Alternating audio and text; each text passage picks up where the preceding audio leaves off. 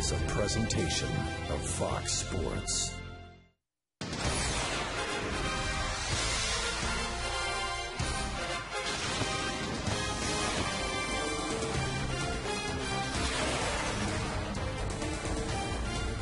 Homestand ends tonight. Road trip starts tomorrow. The Marlins trying to get at least one win against this first place San Francisco Giants team. The Giants now tied for the Padres atop the National League West. And a World Series hero is back in the lineup for the Giants. And yet another great arm for the Giants. The Marlins are hoping that Ricky Nolasco can go out and neutralize Matt Cain. Hi, everybody. Rich Waltz along with Tommy Hutton. It's been a wild ride these last two nights for the Marlins against the Giants. They face quality, top quality pitching. The Marlins have put themselves in position to win both games and haven't been able to get it done. And Tommy, last night it was excruciating to watch in that eighth inning. I tell you what, the Marlins got in a position that you can only hope for as a fan. You want to see your best hitter up there in a situation to maybe tie the game, maybe put your head ahead in the game. Bases were loaded in that eighth inning. Guess who was coming up? Guess who came in? Sergio Romo. Hanley Ramirez got breaking ball after breaking ball. Remember, it was Romo who served up a fastball to Dan Uggla the night before, and Uggla hit the home run. That was one out. And then Jorge Cantu came up. Bases still loaded. Ground ball to short. The Giants turned the double play. You know what? The Marlins even had a chance in the ninth inning with Wes Helms at the plate against Brian Wilson, and that didn't work out either. So they had the right hitters up there, just couldn't get the key hit. I think the moral of the story of the eighth inning is you can't depend on Hanley and Cantu every night to be the hero. Yeah, that's right. We talked about that. These guys are going to carry you, but you can't depend on them every night. Okay. All right, bring on Matt Cain, I guess. We're resigned to that. The Marlins have seen Lincecum, they've seen Zito, and now they see Cain. This is a real obvious gauntlet that you got to run through. Well, Lincecum was a treat for us to watch. 13 strikeouts. The hitters wouldn't agree. Barry Zito with completely different stuff in his 7 innings gave up just 1 run. Now, another right-hander this time. So after the lefty Zito, back to a right-hander. Cain has all 4 pitches. He has equally as good a stuff as any of those previous 2 pitchers. So, again, not an easy night for the hitters. I think, though, because he throws a lot of stuff hard, I think he's a little more to the liking of the Marlins bats. Okay, that's the bad news. I got 2 pieces of good news. Okay. First one is Ricky Nolasco starts tonight. Second one is Nolasco grew up a Dodger fan, and he's facing the Giants, and he's pitched great in his 2 starts against the Giants. Hey, Ricky had a 9-inning, 2-hitter shutout against the Giants in San Francisco a couple of years ago. Rich Waltz, Tommy Hutton. We will be joined by Jeff Conine tonight. Niner, there he is. He's all strapped in. Got the headset on. Not a baby.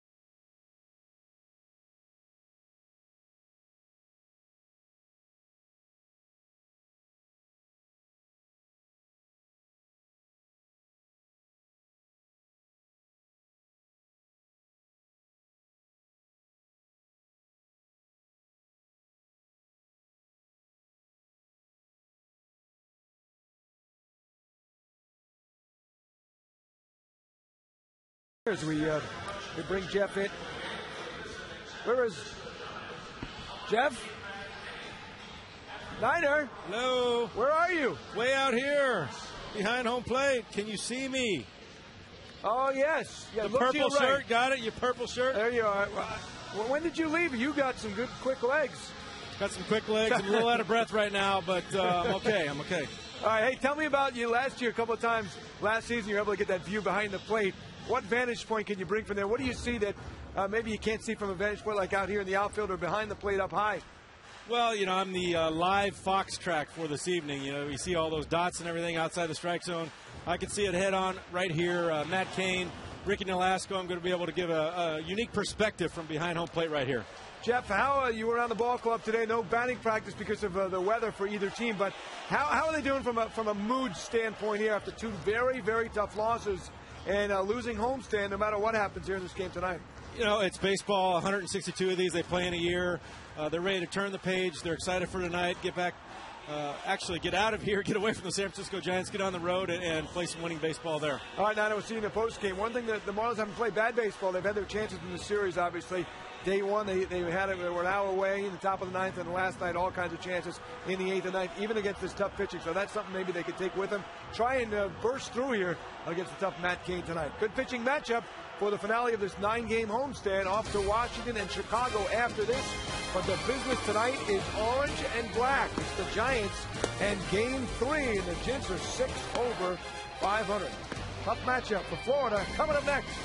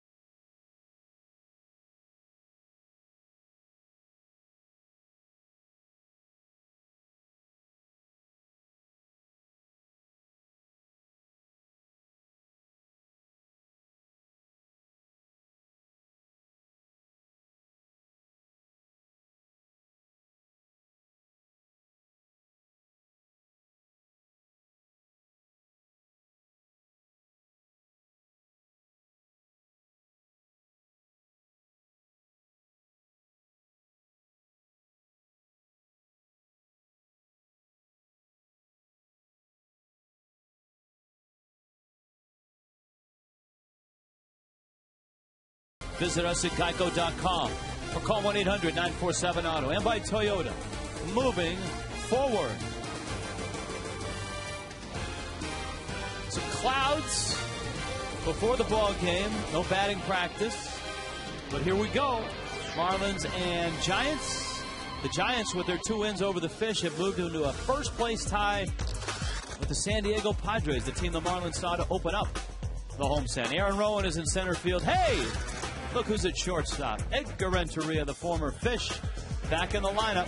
Pablo Sandoval is right behind him. Benji Molina, Aubrey Huff. It's a pretty tough 5 hitters to start things out. Juan Uribe is the leading RBI guy for the Giants. Mark DeRosa out in left field. Nate Shearholtz was a Game 1 hero with the bat. Matt Cain will hit 9th. Rich, you are right about Ricky Nolasco. Yeah, growing up a Dodger fan, he hates the Giants, and he's had a couple of good outings against San Francisco. We talked about the complete game 2-hit shutout. He struck out 11 in that game. His other outing was a loss, but even in that game, he went 7 innings and gave up just 3 runs. So he has pitched well against this ball club. Did not have good command his last time out. Had good stuff. He struck out 7 Nationals in just 4 innings, but gave up 8 hits and 5 runs. Checking out the defense behind Ricky Nolasco, and a little different look tonight with Conine in left. Cody Ross moves to center. Brett Carroll with the start in right field. The infield setting up the same. The lefty bat at John Baker. Behind the plate handling Ricky Nolasco, making his 6th start of the year. Freddie Gonzalez and the Fish have fought like the Dickens the last 2 nights to get themselves back into a position to win the ball game. Last night, as Tommy pointed out, not only the 8th but also the 9th inning, unable to get the big hit. Aaron Rowan has had a series full of big hits for the San Francisco Giants. He, of course, tied the game in Game 1 in the 9th with a 2-out home run to left, sent it to extras, and then homered again last night. Hit one out to right field, and Nolasco's pitch is fouled out of play. Rowan leading the Giants in this series as a leadoff hitter. He is a dangerous one. He's not your prototypical speedster. He is a grinder.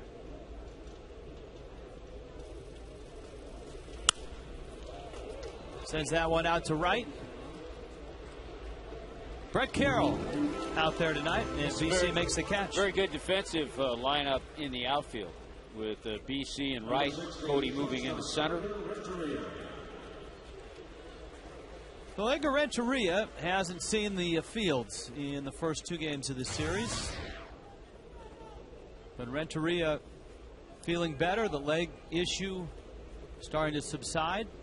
He's off to a good start. Renteria last year as a Giant did not have the best of years. Hit just .250, had an on-base percentage of just over 300. But a guy that has played a long time, played shortstop very well for a lot of teams, and of course an all-star and a World Series hero for the Marlins. Hanley tested in the hole. Nice pick. Gabby Sanchez has gotten better and better from day 1 at first base. Boy, he sure has. There's no question about that. He's made improvements. He's made some nice picks. He picks up his teammate right here. Nice play by Hanley, just to surround that ball, get to it, and maybe a younger, healthier Edgar Renteria beats that out, but not now. So there are 2 outs, and here is Pablo Sandoval. Sandoval is one of the younger players on this Giants team. Lots of veterans sprinkled in with some youth. The youth in the pitching rotation. And you got Sandoval, who's 23. You go down deep in the lineup, you find a Nate Shearholtz there as well.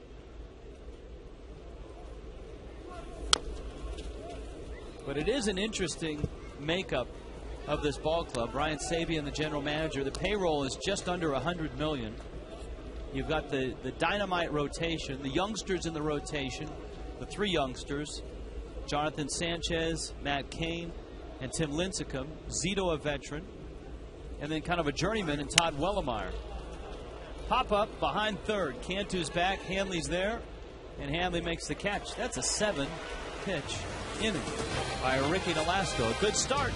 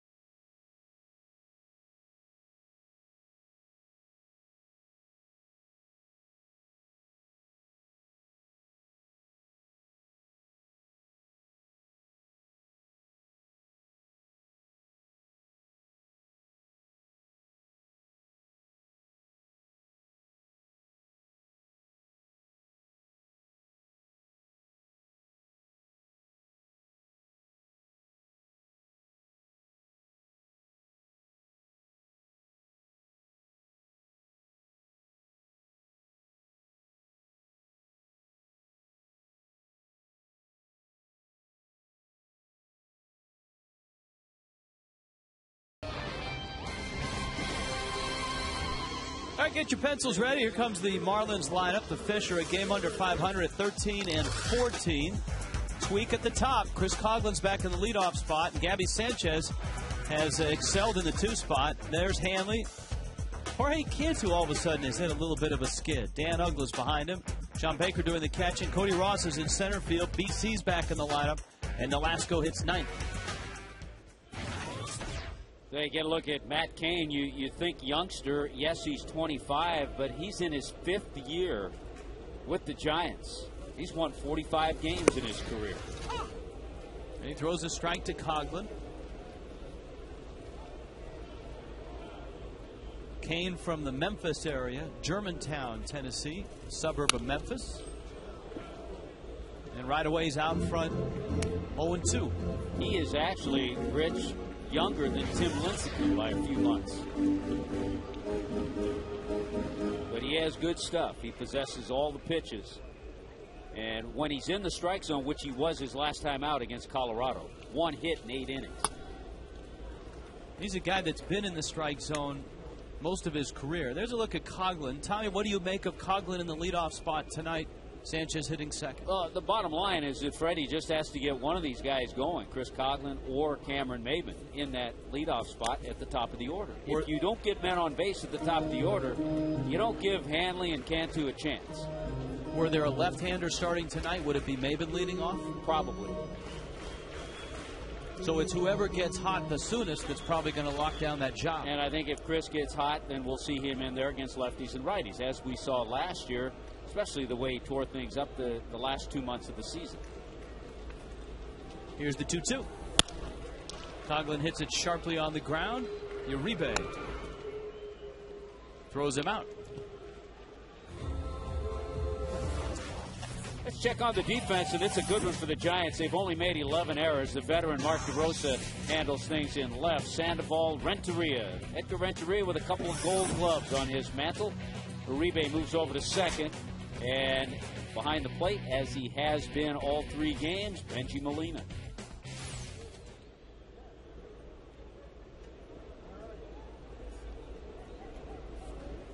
Here is Sanchez. Gabby takes a breaking ball from Cain. Sanchez, a couple of hits in this series.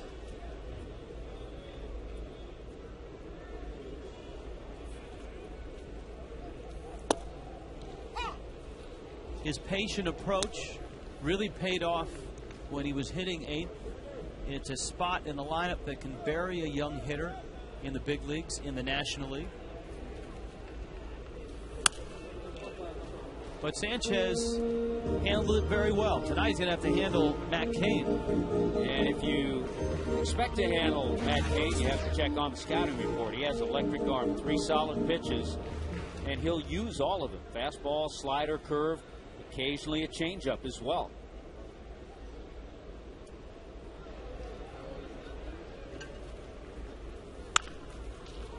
Little tapper, Uribe. Out at first, even though Huff bobbled the ball. There are 2 outs. Jeff Conine is with us tonight. Niner, what do you see so far from Matt Cain? Well, it's a thing that you see from down here on this angle. You don't really see from behind on the cameras that are up in center field is the speed of Matt Cain's release. He releases the ball very quickly, so it gets out of his hands and jumps on that hitter and gets on him with no time to spare. So not just release point, but release time. Yeah, sometimes you've got a long arm action on a pitch and you've got time as a hitter to be able to time that. He gets to that release point very quickly and releases it very quickly. So on a normal, long, sweeping arm action, you might have a little better timing, but you got to get ready quickly with him. He's been around long enough that you faced him, right? Wow. Yeah. It's. I think I faced him in 07. Hanley fouls it back. And he was born after I graduated high school. Ah. Isn't that cool? Very nice. For you. Well, he was the youngest Giant pitcher to throw a complete game back in 05. So he didn't take long to get into their rotation, that's for sure. And he's a guy, too, that pitched the last in 08 and 07. There's Niner right behind home plate. 0-2 coming to Hanley. Cain didn't have a lot of support in 07 or 08. He had very good ERAs those years, Tommy. I mean, a 3.65 ERA in 07, a 3.76 in 08. Yet his records were 7-16 and 8-14. Yeah, he's been that guy a few years in the rotation, the guy who doesn't get much support. Finally, last year he said, darn it, I'm lowering my ERA by a run, and I'm going to make the All-Star team. And that's what he did. Aubrey Huff giving chase. Cain was an All-Star after going 14-8. His ERA was 2.89. Well, the amazing thing about this pitching staff, and keep in mind this is what the Marlins hitters have seen the last 3 nights. Opposing batters hitting 178 against Lincecum, 182 against Zito, and just 217 against Cain.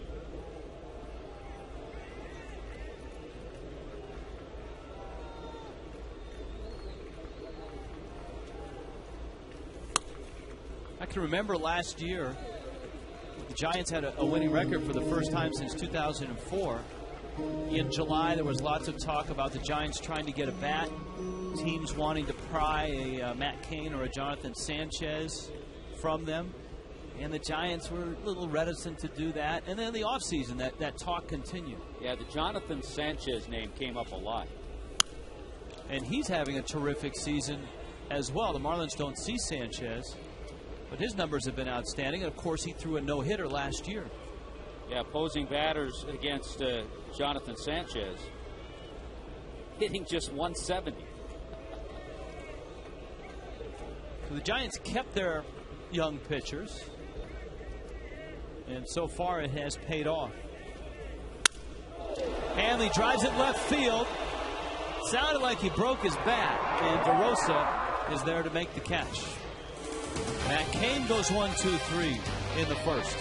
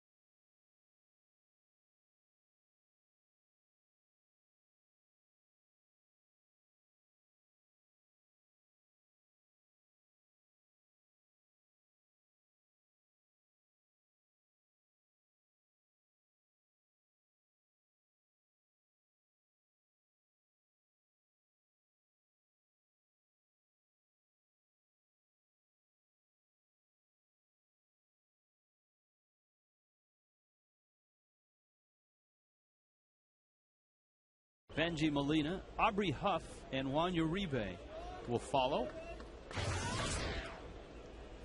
Molina, as he has done in his career, has hurt the Marlins with some hits, though he hasn't really gone off like he did 2 years ago in this ballpark. He was 1 for 3 with an RBI single last night. I guess one of the questions for the Giants, can they go the whole year with Molina as their cleanup hitter?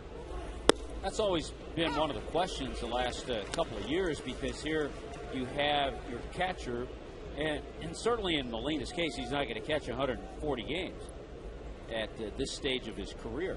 So when you take him out of the game, then you use a different cleanup hitter. When you think about the Giants lineup, and Niner, I want your opinion on this as well, it's almost like Brian Sabian said, the Giants play in a pitcher's park, a real pitcher's park in San Francisco. And a big bopper, it would be nice, but might not be able to find him, and maybe it doesn't make that big a difference. But Jeff, he's really loaded this team with quality hitters, guys that are professional hitters. Well, I think in a ballpark, especially that big, it's very important to have those kind of hitters because they know what their job is. They know what they need to do to manufacture runs, to get guys over. They know what to do to get them in from third base. And with this team, the way it's built around their pitching and defense, I think that's extremely important. Well, they have the veteran guys, Molina's, Aubrey Huff. DeRosa's not off to a good start, but he's that type of hitter. Rowan. And then certainly the defense, they've made just 11 errors this year. Yeah, they're not a real mobile defensive team, but they catch everything that's hit to them. Sure-handed. Ricky's gone 3-2 on Molina. Walking Molina is not easy. Well, there are the catching Molinas, but they aren't the walking Molinas. He walked just 13 times last year. He's on a pace to smash that record this year. Then he goes and drives one to right center field. That ball is really hit. Hops into the seats. It's a double.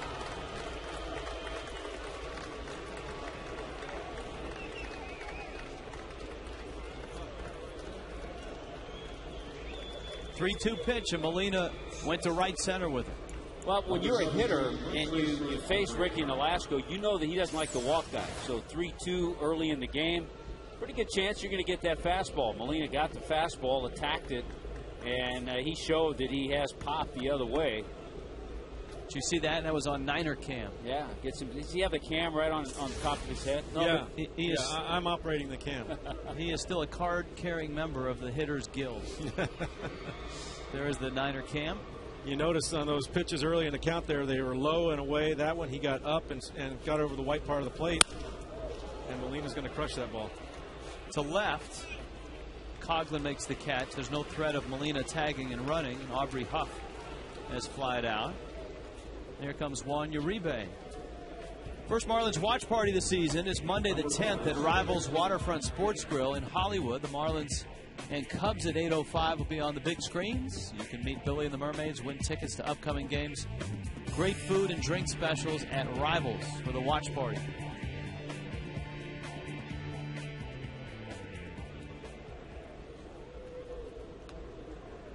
Now Uribe had a couple of hits in game one of the series, showing his versatility. Was at shortstop the first two games and is at second base tonight. And we told you, leading the Giants in RBIs, hitting .375, runners in scoring position.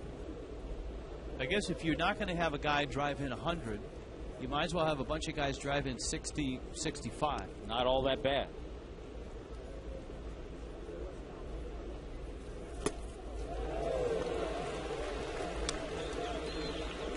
And also, as an outfielder now, you're aware that Benji Molina is the runner at second base. Slider kind of moving away.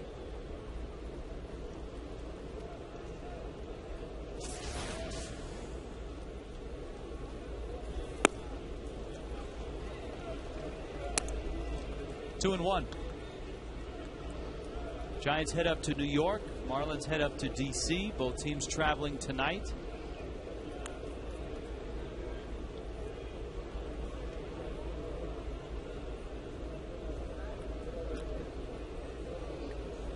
Ricky ready.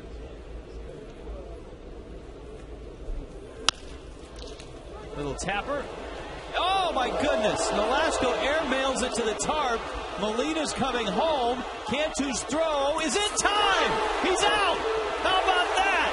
That's a great heads-up play by Jorge Cantu.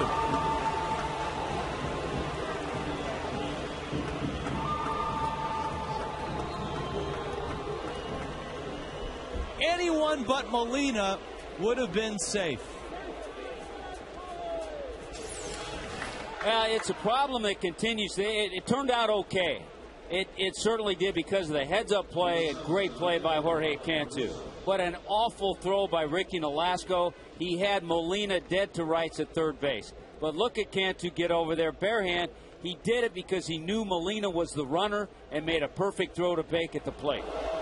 I think the fact that Molina stopped as Ricky was in his throwing motion. Get it and throw it. Don't think. Get it and throw it. Amen. And they practice that all the time at 4 o'clock in the afternoon. Get it and throw it. Don't think. Got fired up in the second inning. That is okay. That's all right. 1-0 to Mark DeRosa.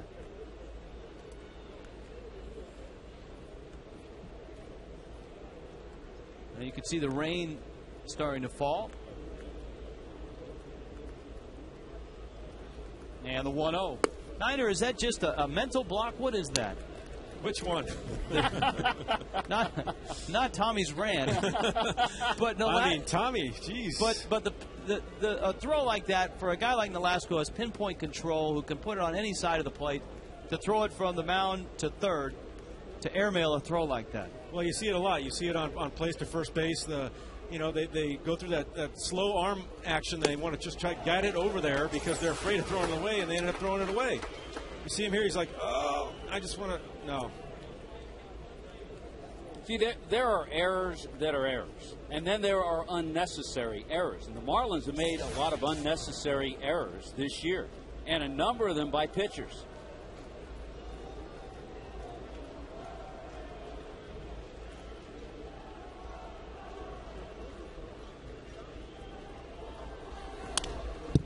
Ricky has a good breaking ball going tonight. And it's 2-2. Molina still sucking air after trying to go from second to home.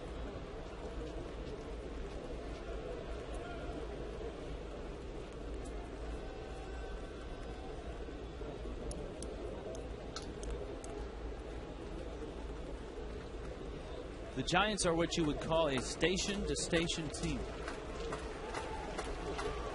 2-2. Fastball driven to right center. Cody Ross on the run, won't get there. It's to the wall. And a run will score. And the error does prove costly, because Uribe moved all the way up to second on Nolasco's throwing error, and he scores on the DeRosa double. Pitch Tracks brought to you by Toyota. Well, another pitch up, very similar. This one had center cut of the plate, very similar to the pitch Molina hit for his double. And DeRosa is a guy that the Giants, they need to get going. He came into the game hitting 190, veteran hitter, and a guy who can do a lot for a ball club.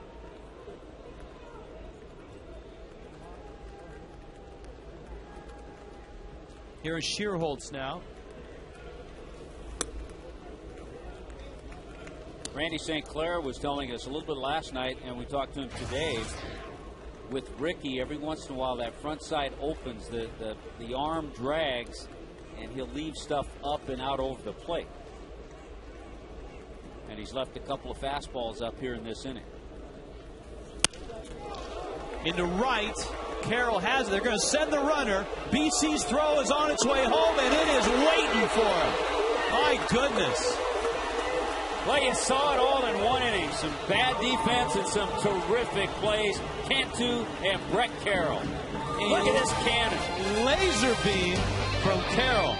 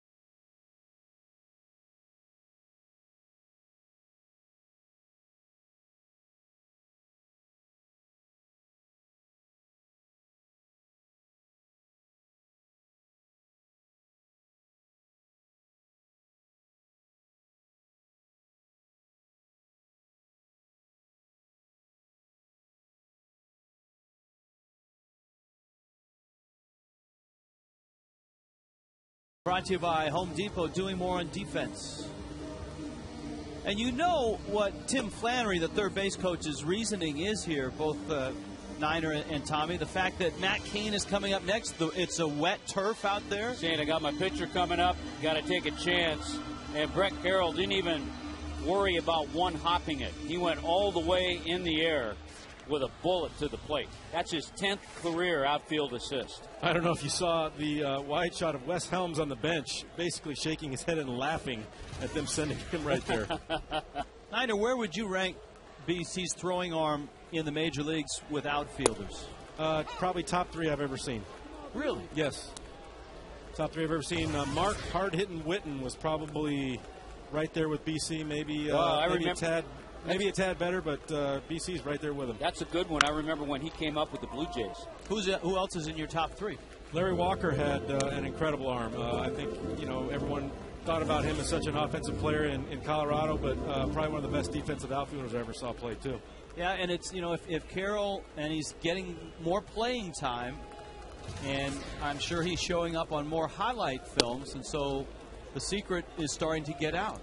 I got to see 2 guys just in the same outfield in Montreal, Andre Dawson and Ellis Valentine in right field. Best throwing arm I ever saw as a kid growing up was a right fielder in Oakland, Tony Armas. Not the son who pitched, but Tony Armas, the right fielder. Dave Winfield had a pretty good hose out there, too. Yeah, he did. Dave Parker. The rain obviously coming down a lot harder with Cantu, Ugla, and Baker against Cain.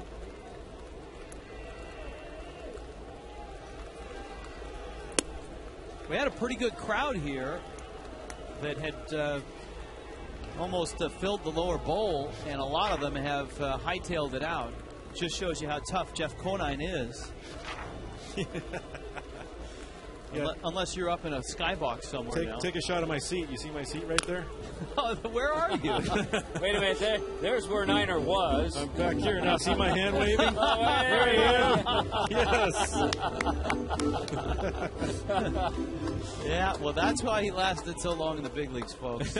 He's smart. Smart player.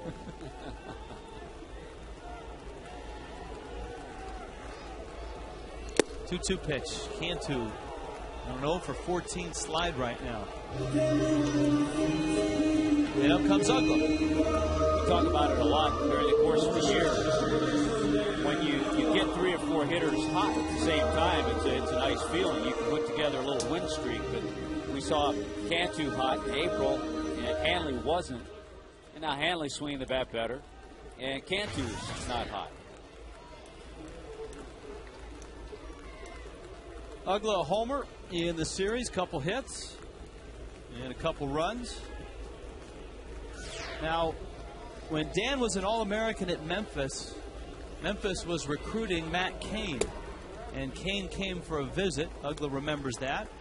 Cain committed to play at Memphis. Ugla remembers that, and Ugla said, we knew he wasn't going to end up here because we knew he was going to be a first-round draft pick, and he was, and he signed with the Giants. Boy, from a tiny little town, too, isn't he, outside of Memphis? Yeah, Germantown, Tennessee. It's about 20 minutes outside of Memphis. Ugla grew up about 2.5 hours from Memphis. Of course, you just had someone from Knoxville in right field in Brett Carroll. So the state of Tennessee is well represented here tonight. The Knoxville Cannon.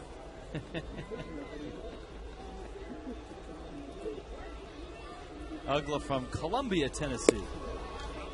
Well, to show you how he has not, Cain, gotten the run support, his career record is 45-52, so he's under 500, yet his lifetime ERA is 3.5. That's amazing. It really is. And the thing that is impressive about Cain is in the games that we've seen him and the times that I've watched him on television, he never has shown frustration. He's never called out his teammates. He's never beaten up a Gatorade machine or a water cooler because of that. So a little bit better this year, but still not up there with Zito and Lincecum. And that is, I guess you could say, cyclical from year to year. He's hoping it is cyclical. Yeah. He's hoping what goes around comes around. Here's Bake now with Uggla at first.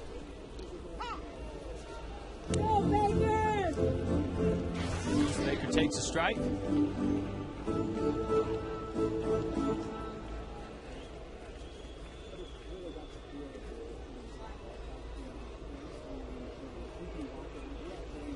Probably lots of John Baker's fans, family, former teammates watching this ball game back in the Bay Area. And it rolls into a 4-6-3 double play. Matt Cain and the Giants up 1-0.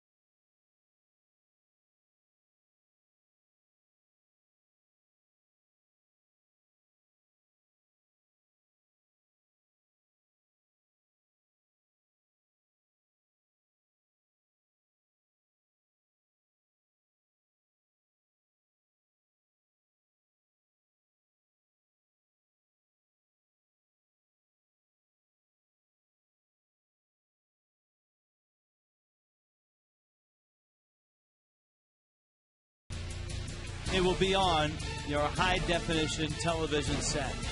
Exmo is coming. Fear the squirrel.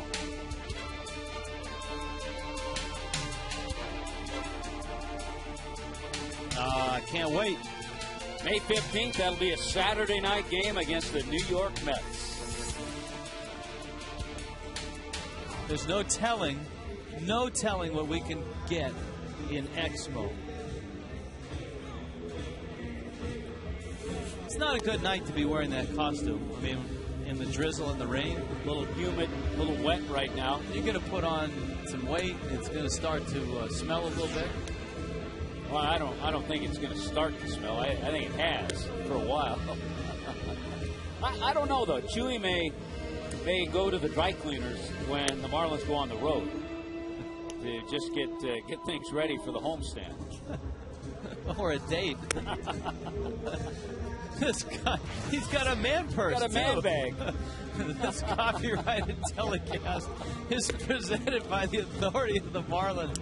It may not be reproduced or retransmitted in any form. The accounts and descriptions of this game may not be disseminated without the express written consent of the Marlins. Is that a man purse or a carry-on? Well, we have to go to our resident Star Wars geek, Jim Hawley, or expert, if you want to get it that way. Yeah. Jim, did Chewy wear a man purse? No, he did not. No, he didn't. There's no way he did. He didn't keep like a lightsaber there. He wore the bandolier, we're told. I think Chewy got a little touch-up in the hair, too. Some highlights? He got a little highlight. Matt Cain, Aaron Rowan, Edgar Renteria against Ricky Nolasco. Hey, Ricky made some pitches that were up. Made some mistake pitches last inning. Got away with some, but the Giants did get the one run. Now he has to try to reestablish. Good pitch there. like he had a little trouble with his footing. But he's going to have to reestablish that release point so he can get through his pitches, get down with his pitches, and keep them in the zone low.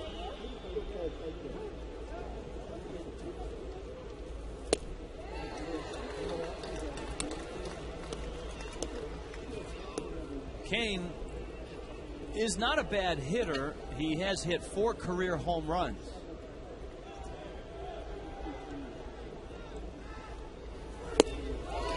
And Ricky snaps off a good breaking ball. So Nolasco gets strikeout number 1, which is odd.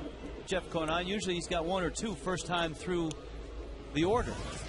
Yeah, he looks like he's pitching a little more to contact tonight than having that big breaking ball. Maybe it's not working for him. You know, these guys, they warm up down the bullpen, and if they don't have their good breaking ball, they don't have their good breaking stuff, they change their game plan. And that's actually a good sign of a good pitcher that can do that, and then hopefully sometime as the game progresses, they can find that pitch. Niner, were you a teammate of Aaron Rowan's in Philadelphia? I was. He was hurt. He had I believe a broken ankle when I was there, but he was around and supporting the team. And, you know, he's one of those guys that you throw around that gamer term. He's a gamer. He's out there and he's supporting his team. And I'm sure you saw that play in Philadelphia. He basically ran head first into the outfield wall and busted up his face. And that's just the kind of guy he is. Yeah, he throws himself around pretty good out there. He's not obviously a flashy center fielder, but he's Cody Ross-like in that he usually is playing in the right spot. He gets good jumps, takes good angles. Yeah, he knows where to play hitters. Excellent routes. I mean, like you said, he's not a speed burner, but he's not going to outrun the ball. But he'll take as good a route as anybody you'll see.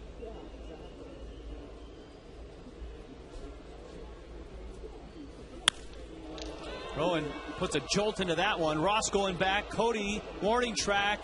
It's off the wall. Rowan around second. Cody drops it. Rowan is headed to third, and he's there with a triple. Well, we were talking about routes, and Cody Ross had to take a long route to try to catch up with that one, and he couldn't quite get there. Every night, Aaron Rowan has done damage to the Marlins. Another middle-of-the-plate, high fastball. Very hittable pitch. All 3 extra bases tonight have been pitches right in that area. Cody can't get it. Has a little trouble after it hits the wall. A little trouble picking it up, but Rowan never hesitated, and it's a triple all the way. So the Giants, once again, are in a position to play station-to-station baseball. And it looks like Edgar Renteria's groin issue has flared up. Remember, he had to scamper up the line quickly on the ground ball to deep short that Hanley made a good play on. Matt Downs, who has hit the heck out of the ball in this series, will pinch hit. And the Marlins infield has crept up the middle about halfway.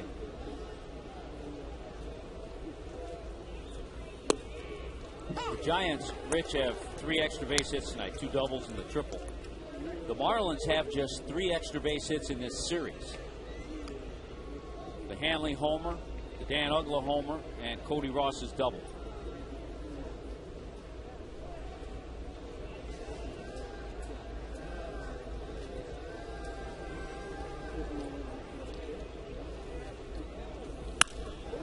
Downs went up and gets it and sends it deep to center. And that is going to score the run station to station. Giants do it again. And so now it is 2-0. The rain chased Jeff Conine out of his normal spot. Niner, where are you now? I am hunkered down, down here in the bunker. I don't know if you can see me or not. Yeah, we got you. We got you. It's very dry here, and I'm not soaking wet like Chewy out there. I'll tell you what, though, Chewy, I don't know if you guys saw The Hangover, but that is called a satchel. It's not a man bag. It's called a satchel. Satchel. Okay. It is photo day for Chewy today. Any fan in attendance can get their picture taken with Chewy. Why is that girl holding her nose? It's the 0-1 pitch. and it's down low. But you can still see. How are you watching the game if you're in the bunker? Oh, I've got a high-def little receiver right here that I'm watching the game on. Very nice. So in essence, you could be home. How long is this court? Can this stretch to Weston? I mean, can we make this work? There's a 1-1 to Sandoval. Who was the Pablo Sandoval of your era, Niner? I know we've talked to... And I got one of my era. We've dropped Vladdy Guerrero on the fans at home. Another one, Kirby Puckett.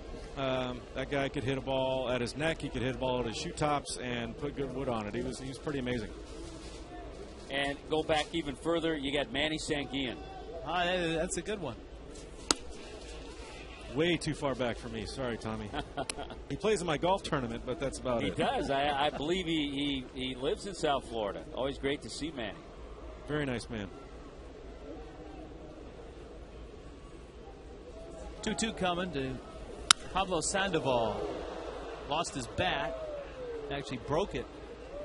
And the business end ended up out near first base. Counts 2-2.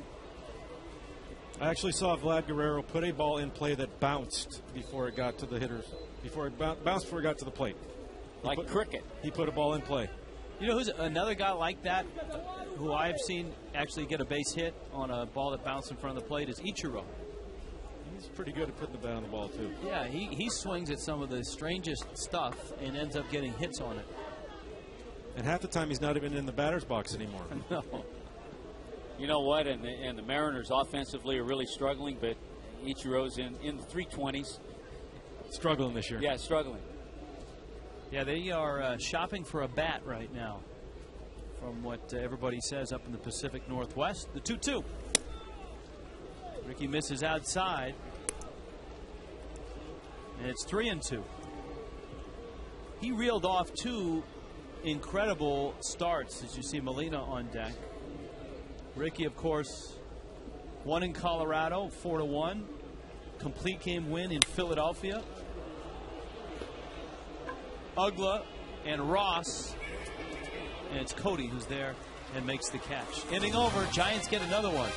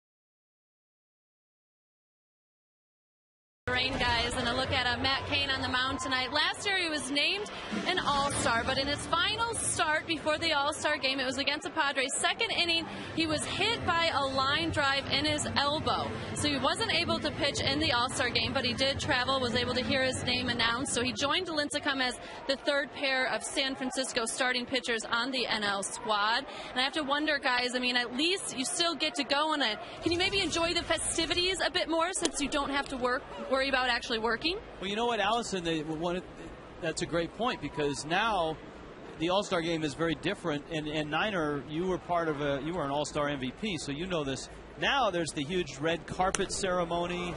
It's much more elaborate. The not only the home run derby, but there's so many more things that go into an All-Star game. Even if you don't get to play, you see Matt Downs at second base and Uribe out at short.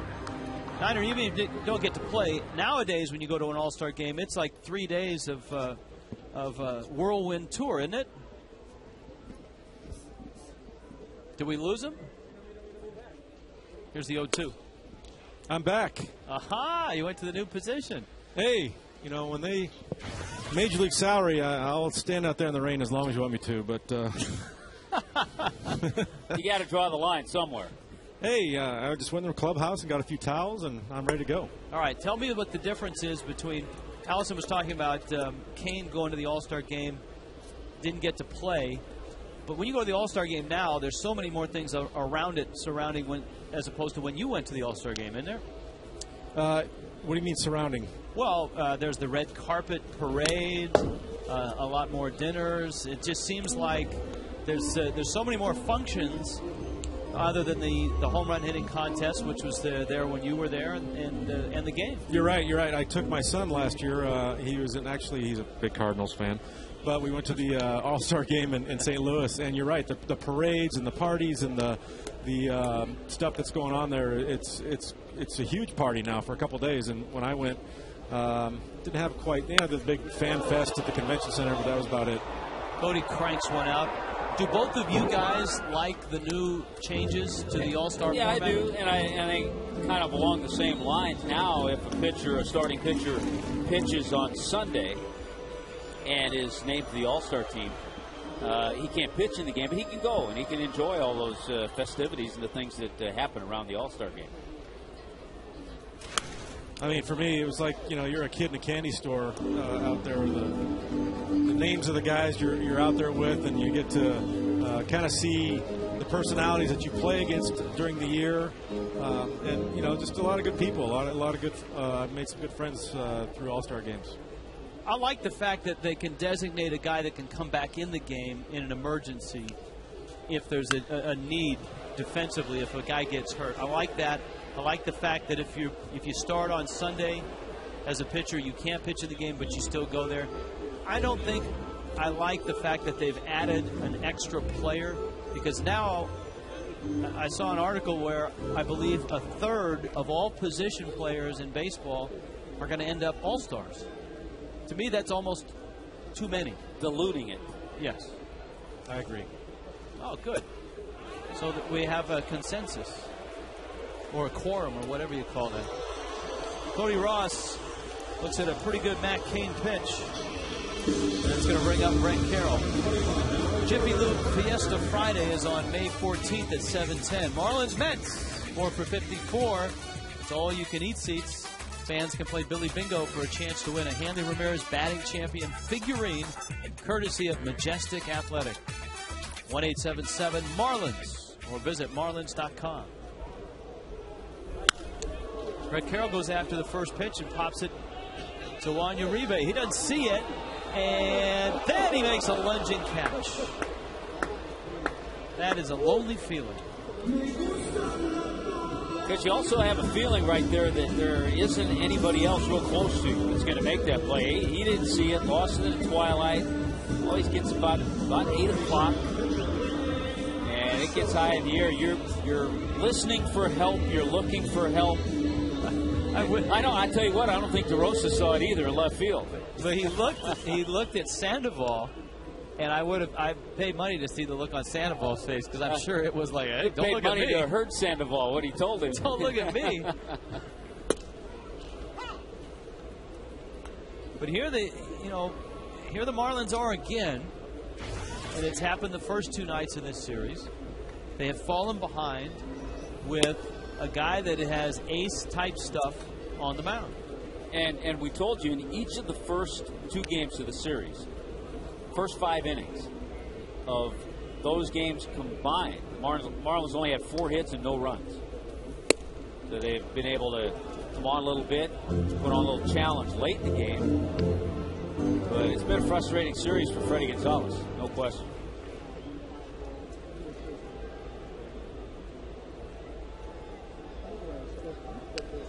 1-2.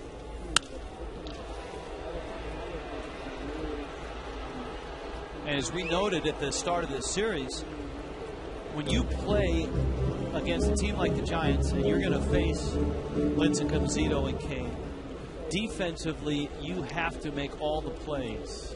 You have to do the little things, because that's how the Giants score their runs, and tonight's a great example of that. And also, when you play against a team that pitches the way they do, it's tough to play catch-up ball.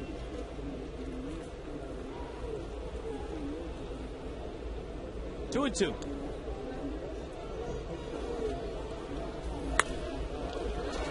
Ricky pops it back out of play.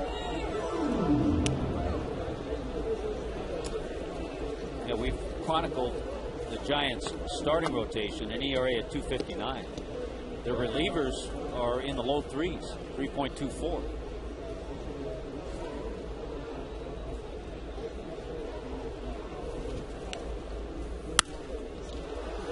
High pop-up. Aubrey Huff.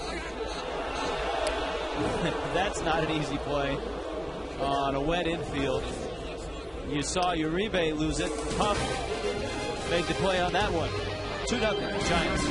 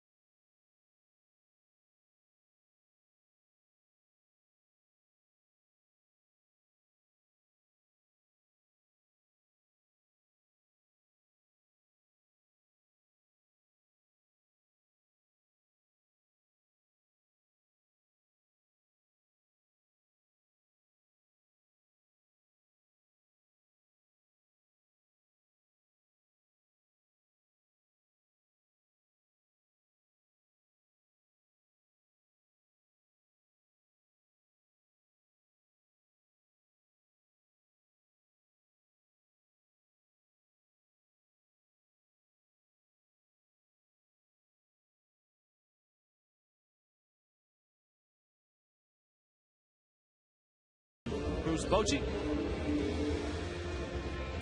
Which current Giant is nicknamed Bam Bam? I think you and I know that one.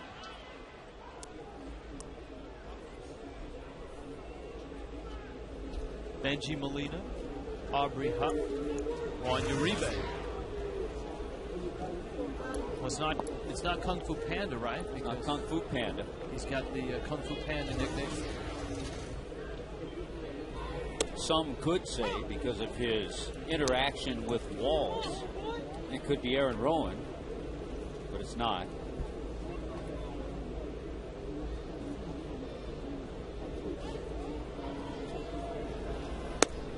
Ricky bends one outside to Molina. It was a Molina double that started the whole sequence in the second inning. Nolasco's errant throw. Molina actually got thrown out at the plate. The Giants had two men thrown out at the plate in the second inning. But the error by Ricky was costly because it allowed Juan Uribe to go from home to second. And then he ended up scoring on a DeRosa double.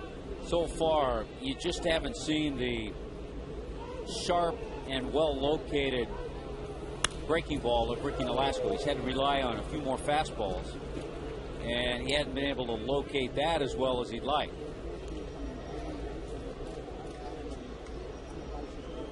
and it was the groin that took Edgar Renteria out of the game. I would imagine they'll have to put him on the disabled list now. Does that eliminate him from being the answer to our trivia question, too? Yes. Okay. Because he wouldn't be a current Giant, he would be on the DL. And I will say it might be a little misleading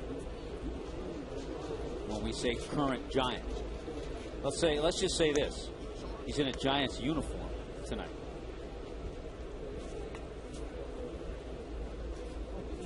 Well, today is a significant day in Giants history. Today is Willie Mays' birthday. Willie Mays, 79. Say hey kid who started as a New York Giant and then, of course, went on to play in San Francisco.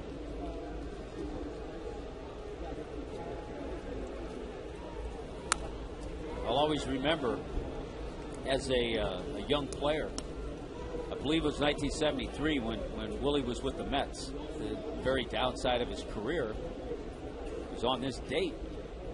I'm at first base, he gets a hit, and I'm standing next to him, and they put up on the big scoreboard Willie Mays' birthday. And I had a chance to wish Willie Mays a happy birthday in person.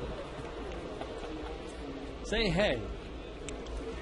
Cody Ross makes the catch, brings up Aubrey Huff. We've been talking about Aubrey Huff and his career and how he toiled with the then Devil Rays before they really got to be any good. Then he ended up for half a season with Houston, then up in Baltimore. He has yet to get to the postseason. I talked to him before the ball game about ending up with the Giants, and he said, man, he feels like it's his rookie year, because he comes into this season with a real shot at getting to the postseason and playing on a winning team. And it's not easy to play year in and year out on teams that don't have a chance not only to get to the postseason, but to be competitive, to be a 500 team. I mean, and he was a big part of the Tampa Bay Rays early on. He had a year in 03, hit over 300 at 34 home runs. The University of Miami, Aubrey Huff. Certainly did a lot of winning there. What do you make of this list? Well, you have veteran players that unfortunately have been just in the wrong place. Michael Young with Texas. Texas has a shot this year. Mike Sweeney, all those years in Kansas City. Niner, what did you make of that list, those guys up there? I make that ball almost hit me right in the face. Went right through the chicken wire. Really? Wow, that was impressive. You better get back in your bunker. I'm trying to go hunker down. The thing was moving. I see lawsuit. Watch, if I would have stuck my hand out, I would have caught that ball. Right down the hallway. Did you see me jump? No, that list, all phenomenal players, and I guarantee you a lot of them would trade a lot of things just for one shot at the postseason. Nice sliding catch by Ugly. Yeah, that is true. You look at those guys, and you would want any of those guys on a winning team. You'd want them on your team. There's that chicken wire that ball went through. That's Exhibit A if you do want to. Can we please document that? I want a tape of that, please. Yeah.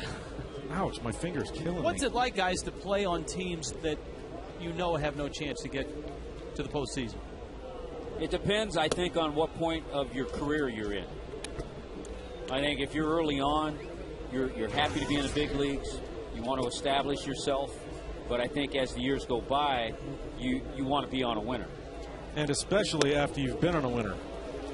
Once you've been there, you want to get back every year, because it is the most amazing thing any baseball player and the big leagues can possibly be a part of. Now, the guy on top of that list has a good chance this year because he's with the Yankees, Randy Wynn. Yeah.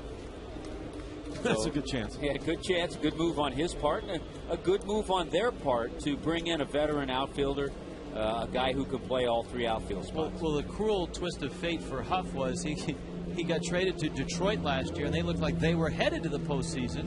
They went into the final weekend, up by 3 games before Miggy went AWOL on them, and they ended up losing those 3 games, and then they lost in that one game It's not a playoff. It's not a postseason game, but I guess you call it a playoff to get to the postseason. They lost that one-game play-in to the Twins. They were only up by 3. Oh, that's nothing. Here's the 1-2. Velasco strikes him out. So Ricky gets through the 4th. Bottom of the 4th coming up. Second time through for the Fish against Matt Cain.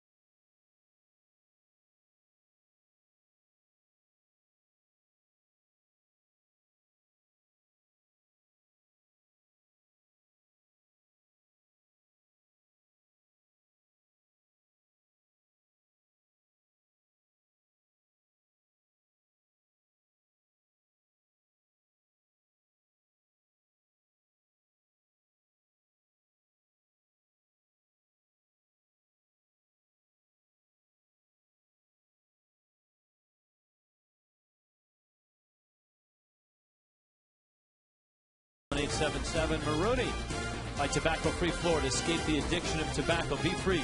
Visit FloridaQuitline.com. And by AT&T, find out what's possible with the nation's fastest 3G network. AT&T. Rethink possible.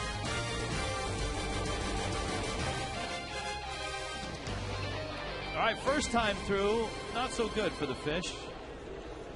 Chris Coghlan, Gabby Sanchez, and Hanley Ramirez.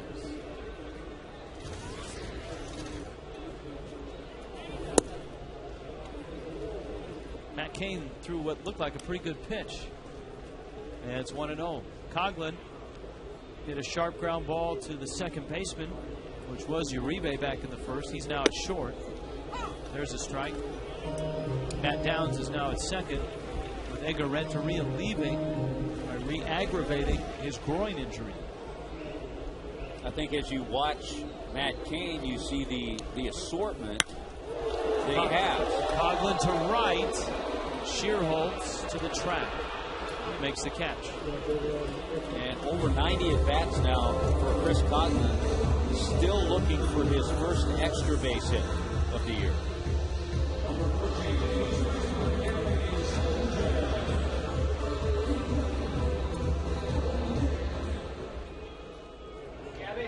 Gabby Sanchez now with Hanley right behind him.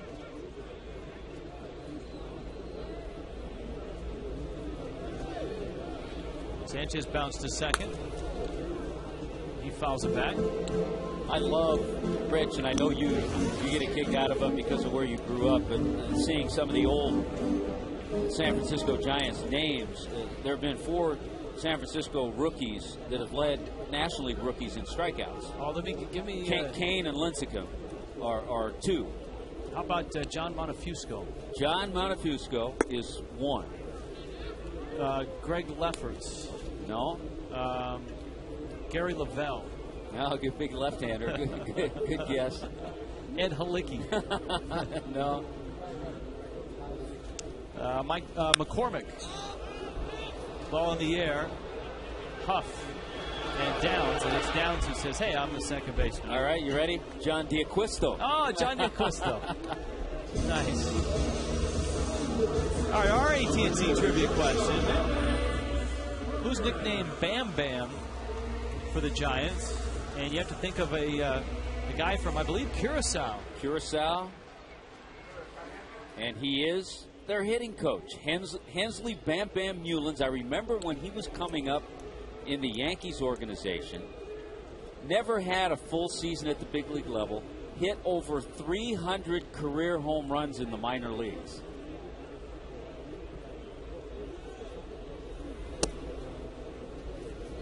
Who is the big right-handed slugger for the, what is it, Steve Balboni?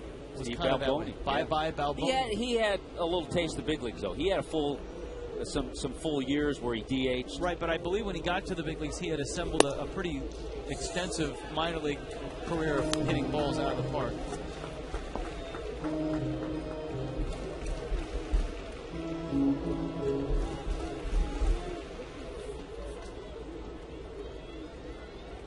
Two and 0 to Hanley.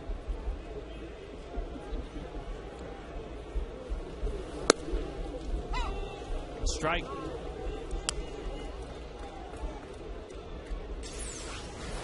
A look on Fox Tracks. Maybe.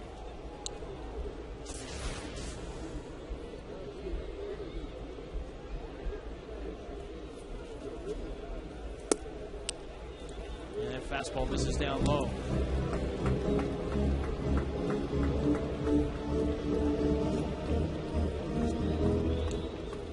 Cain is one of the starters with the, just for this homestand, we've moved our center field camera. Cain is one of those problematic guys. Not only is he big, but he doesn't fall off the mound. And so you kind of lose the plate a little bit when he's pitching. It's a work in progress, folks, so we'll continue to tweak it. Rich, I have a question for Niner. Is there too much Niner made of the fact that these three pitchers the Marlins have seen are all different of style? Like you had the slow, the big curveballs and changeups from Zito last night, now different style tonight. Or is it just a day-to-day thing? Okay, another pitcher. It's a day-to-day thing with the advent of scouting reports and video, and you know exactly what these guys are going to come at you with, and they're well prepared before this game to know what Zito's going to come at him with, what Linskin's going to come at him with, so I don't think it's that big a deal. What is a big deal is the fact that their ERAs are minuscule, and much like a lineup, when a couple guys get hot, it kind of is contagious. It seems like in this Giants rotation, it's contagious.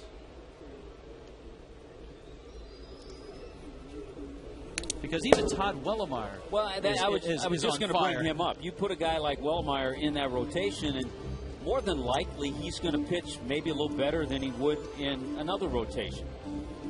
Same thing with a hitter. You put a hitter in a lineup that has a whole bunch of guys mashing, you're going to hit better. It definitely has a way to elevate your game. You know, like when Tommy plays with a good group on the golf course, you start playing really well, right? I elevate my game, yeah. Exactly. That one misses outside. The count's 2-1 now to Cantu. Niner, what have you seen from Cantu over these last 4 or 5 games where he has slumped?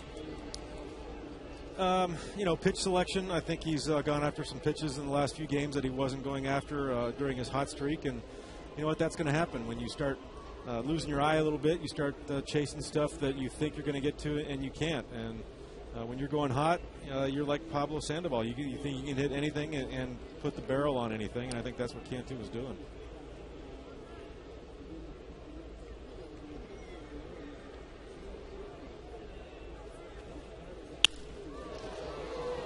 On the ground, Downs surrounds it and throws him out.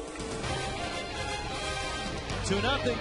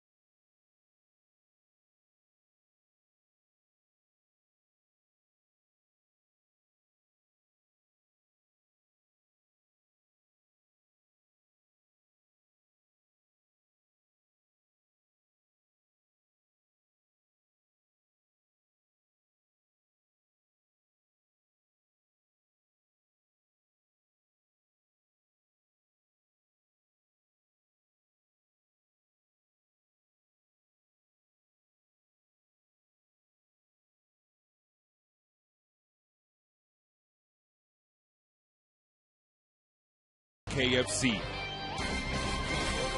Gigantes sobre los Marlins, y un saludo a nuestros compañeros Rich y Tom Hutt. Tommy, how are you? Oh, yeah, so we're your otro compañeros, huh? hey, we're looking for a base hit, though. That's all we're looking for right now. Wow, it's been rough sledding here against this pitching staff, and tonight is not any different. No, Matt Cain is sharp. He sure is. Ricky Nolasco misses down low. How do you say it's deja vu all over again in Spanish? Esa te la doy a ti. Deja vu. Deja vu, ¿no? Deja vu otra vez. Otra vez. Otra vez, sí. 1-0 pitch coming.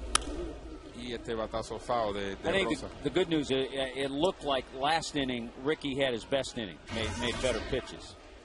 Yeah, he finally got down on the zone. I think a couple of the hits were way up in the strike zone, and he got hurt. But when you're talking about Matt Cain, you know, and you look at the last time that he pitched against Colorado, only allowing one hit, no runs. And right now, he's just in total control. Yeah, right now he's got a no-hitter, and the Marlins are down 2-0. And Tommy and I were talking about the fact that in every one of these games, the Marlins fall behind. And when you fall behind a guy like a Lincecum or a Zito or a Cain, it takes so much energy and so many things to happen to get back into the game that the Marlins have fallen short at the very end in the first two times they've tried it. I think that's a very good point that you make there, Rich. It's like they almost run out of gas. By the time that they get to the point where they can do something, they've just wasted all that energy on getting out of that hole. You're absolutely right. By the way, great pitch right there. I haven't seen that tonight from Ricky. He put away DeRosa with that nice, sharp breaking ball. All right, guys, have a good show tonight. You too, guys, and have a great trip. All right, thank you. Always nice visiting with Cookie and Raul. Yeah, we miss them when we're on the road. I know. There are times where we'll be at a stadium and we'll say, let's go over to the, someday.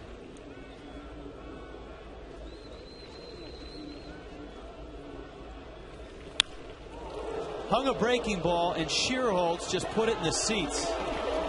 Nate Shearholtz homers for the first time this year.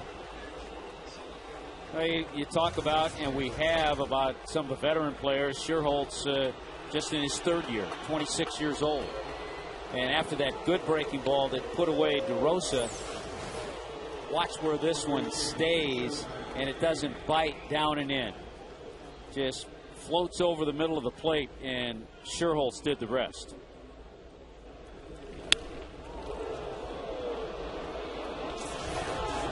That was a long drive.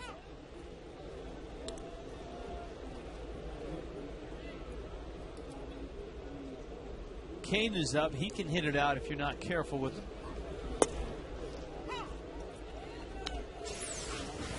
Niner, what'd you see? I saw it about right there, and I was hoping it was going to bite a little bit more because that was breaking right into the happy zone, and it made a very loud sound down here. And I just noticed the you mentioned the card carrying member. I just noticed the card there. Of the Hitters Guild. That's right. Very, very special. Tommy's card is expired. I was going to say it's framed, but all right.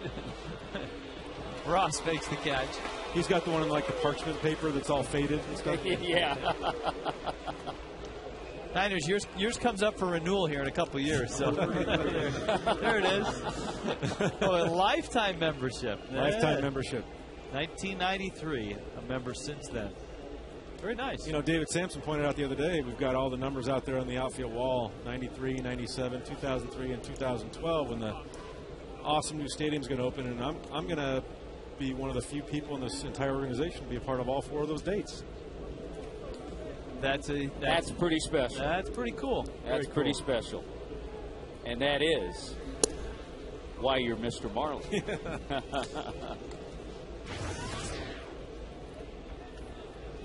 Are you introduced at parties that way?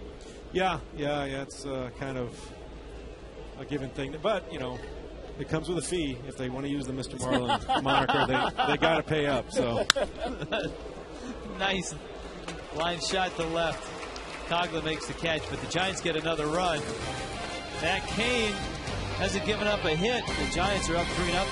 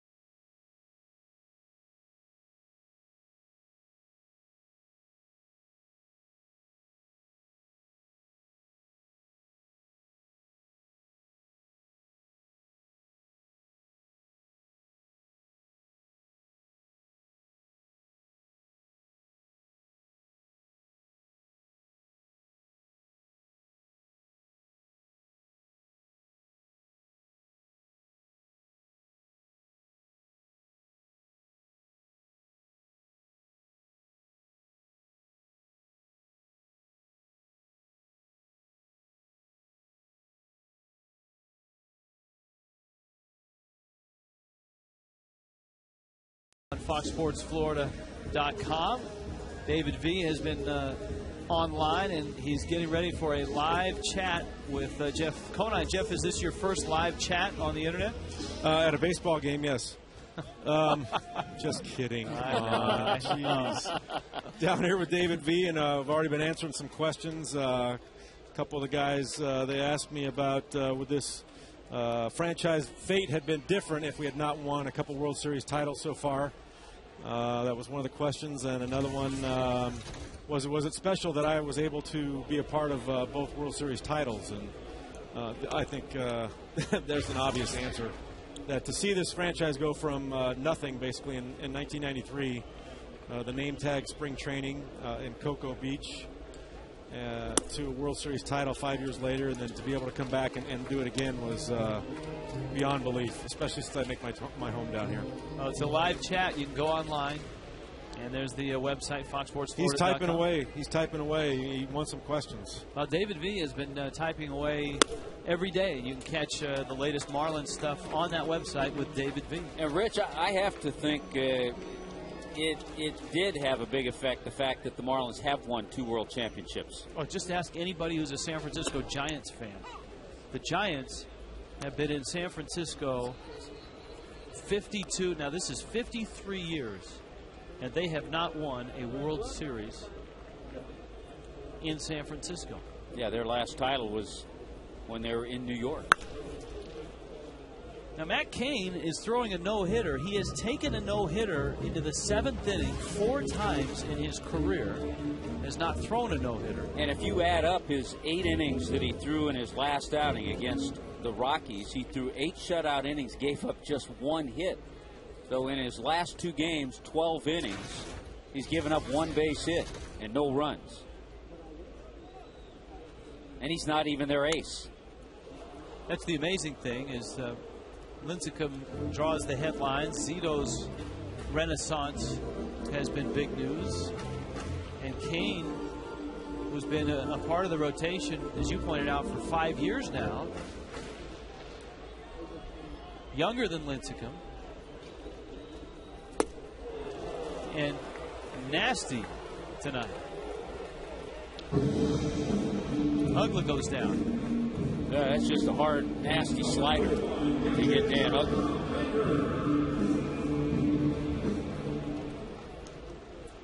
We check in with Craig Minervini. Craig?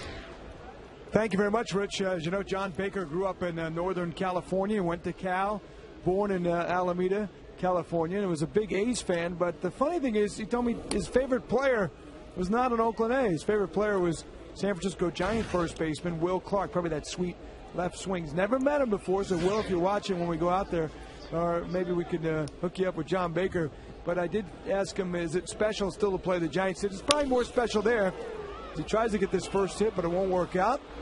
He said, but it is neat, and one thing he does notice, gets a lot more calls and texts. Like the other day, somebody texted him, how'd you swing at that changeup from Lincecum? So they're watching back home, guys.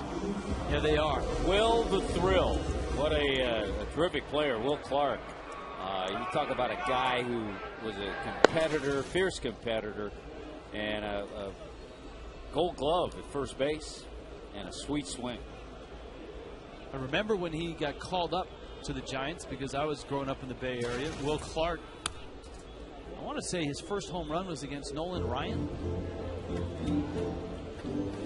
It was a high fastball, and he hit it out in the Astrodome to dead center field, which is an absolute that's a poke. Yeah.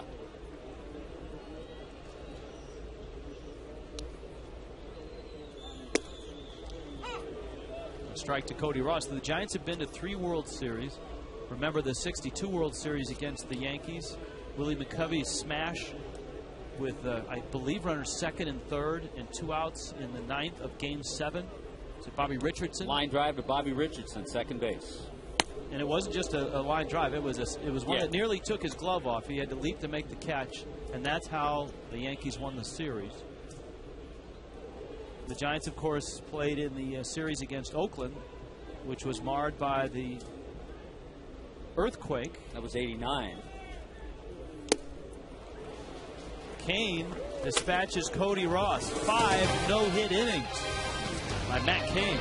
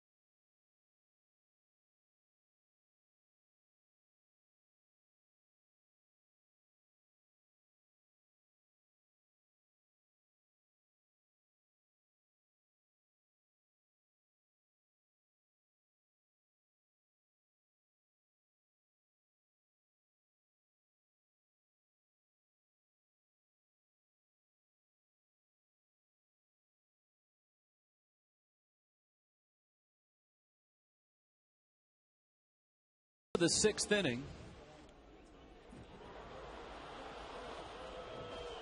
Bruce Bochy, Dave Righetti have been watching their young starter Matt Cain throw 5 no-hit innings. Ricky Nolasco is feeling a lot like the 2 previous night starters for the Marlins. You know, the bottom line is, has Ricky had his best stuff? No. He's been okay. He's only allowed three runs to this point. More than likely, this is going to be his last inning. I guess a lot of it would depend on if there's anybody on base. You hate to waste a pinch hitter, and it depends on this inning for him, too. And that's the same feeling that Nate Robertson felt last night. 5 1/3, 3 runs, 2 earned. Anibal Sanchez against Lincecum on Tuesday, 6 innings, 3 runs. In many games, that's good enough to win. I'll tell you what might get Matt Cain in trouble as he continues on. Through 5 innings, he's at 75 pitches. That's probably of more concern to his manager than it is to him right now. Yeah, he's not thinking about that now.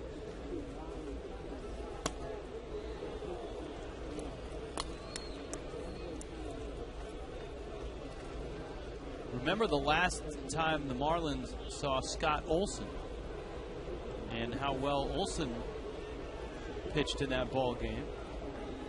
Olsen tonight has not given up a hit against the Braves. In fact, Olsen now has gone 7 no-hit innings against Atlanta. It's 1-0 Washington on top. Time for the Keep Your Edge Spotlight, brought to you by Just for Men, Mustache and Beard. Who else but Matt Cain? Nary a mustache or a beard. But what an edge he's given his team. You keep your edge with Just for Men, Mustache and Beard. Well, he's a quiet kid. He's one who has been very durable. Cain, the last 2 years, he's averaged 31 starts. Just a tick under 200 innings. Ground ball to Hanley, bobbled a bit. It is slick out there. Rain has been falling on and off. Of course, when you come from a little town of about 3,000 and you're quiet, you kind of just... Interesting personalities of the 3 that we've seen, Cain and Zito and Lincecum.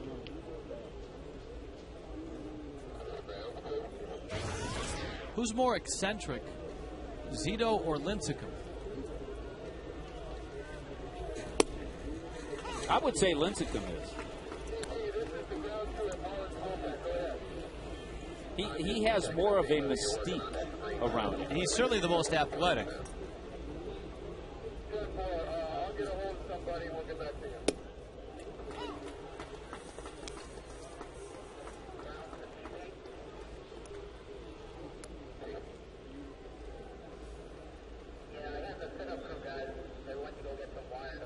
That's what that is. I thought maybe we were getting on our wireless like one of the drive-thrus of a nearby fast food place, but it's the guy fixing the screen. His walkie-talkie is open. 9-pitch inning for Ricky. Matt Cain coming back out. 3-0 Giants.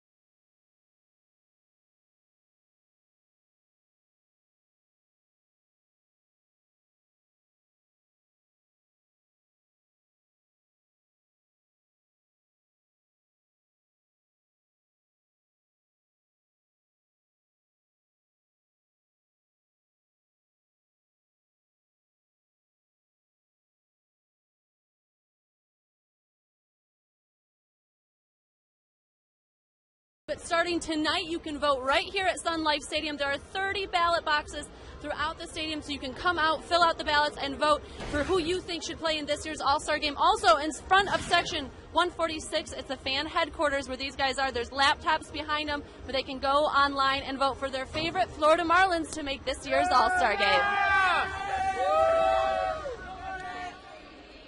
Thank you, Allison. Matt Cain into the 6th. Brett Carroll, the pitcher spot, and then Chris Coghlan. Yeah, we'll see what happens here. Right now, Chris LaRue is warming up in the Marlins bullpen. And with Brett Carroll going into hit, it looks like Freddie's going to pinch hit. Cameron Maven goes in the on-deck circle.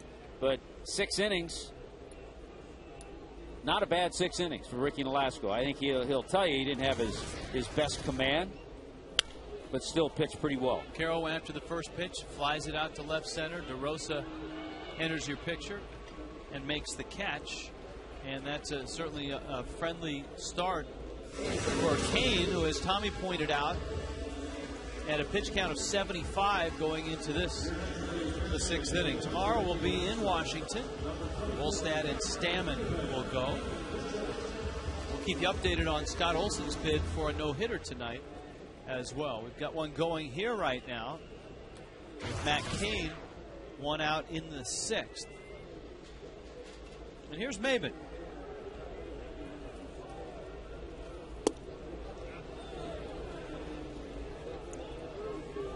Pablo Sandoval at third, thinking along my lines, well in on the grass, thinking that Maven might try to drop down a bunt.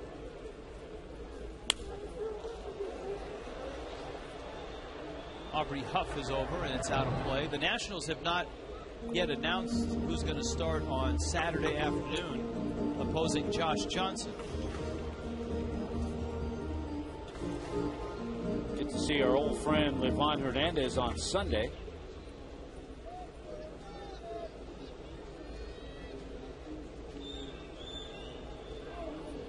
He's been pitching well. Cain comes in hard with a fastball. It's 1-2 to Maben. It'll be interesting, too, to see the first game of the series. Friday night, Chris Volstad is pitching. Of course, Chris, his last time out was that nice complete game 7-1 win against the Nationals.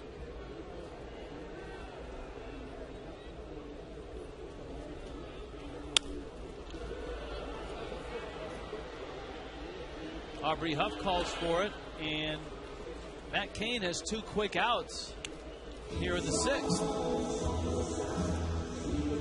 Baker Concrete Super Saturday. The next one features the Mets and Michael Jackson. In that order, actually. The Michael Jackson Laser Spectacular, following a fireworks show, following the Mets and the Marlins, all presented by Metro PCS. You get a Marlins Maraca, courtesy of Leon Medical Center. Coghlan takes a strike. Coughlin's hit the ball pretty well. He's 2 times up. He's bounced sharply to second and hit a warning track shot to right in the 4th. You kind of look at the guys that have had good swings, even though no one has a hit. Chris has had pretty good swings. Actually, Cody Ross, believe it or not, even though he struck out twice, Cody's had a pretty good approach against Cain. Cain is 0-2 on Coghlan. Coghlan bounces one into center field. Marlins have their hit. And isn't it nice that it's Chris Coghlan that gets it?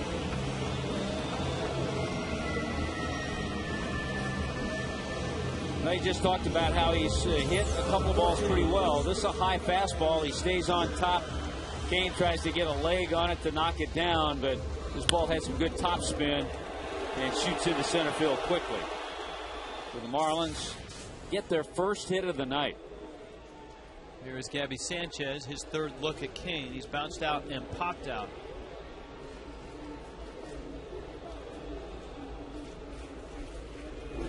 It's about the time of the game, considering if you look back at the first 2 games of the series, where the Marlins start to come alive a little bit.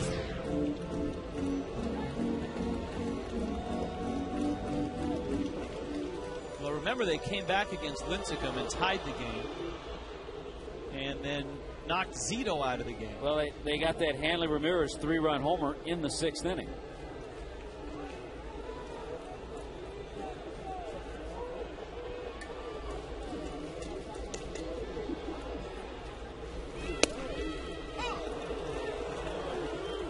Quickly, it's 0-2. Jeff Conine continuing to blog down there. I'm blogging away down here. My fingers are killing me. What's the best question you've had so far tonight? I like the last one. You know, very important questions. What was my walk-up song when I played? Very important question. What was your walk-up song? Metallica, Devil's Dance. Rawr. Tommy, they didn't have walk-up songs. They did not, no. If you had a walk-up song in Tommy's day, Gibson would hit you. Can you imagine that?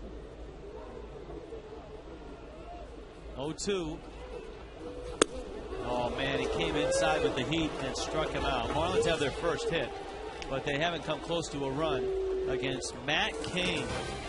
3-0 Giants.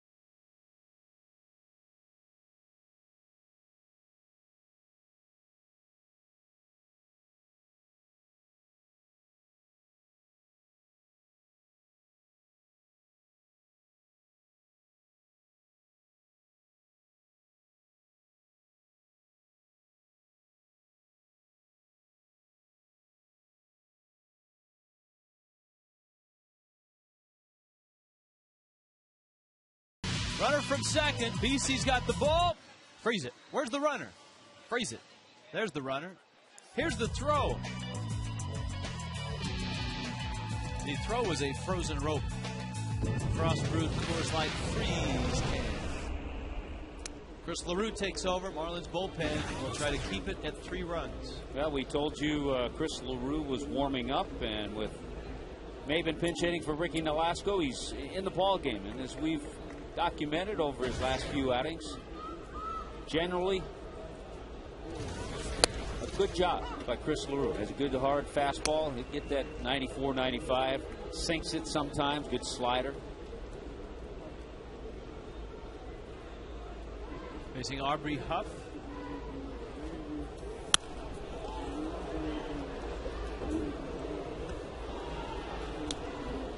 Quickly, it's 0-2. Yeah, Huff last year in Baltimore. 110 games there, drove in 72 runs there. 40 games in Detroit. He was a little more sparingly in Detroit. He drove in 13 runs.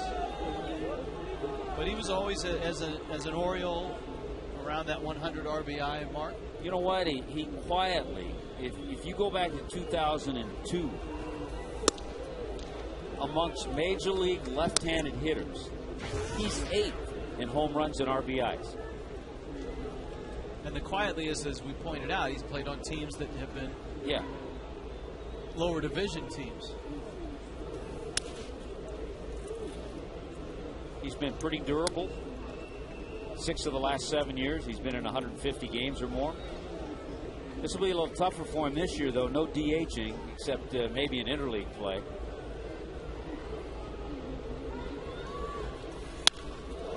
He can still swing it. Into the corner it goes. Carroll picks it up. And Huff has got himself a double. Former Hurricane as his first hit of the night. Double number 300 in his career. Our Geico quote of the night from Barry Zito. I'm not too high, I'm not too low. Isn't that Sheryl Crow's line? I'm just going out there playing as hard as I can and hoping the baseball gods are good to me. Barry Zito may know Sheryl Crow. Every day is a winding road.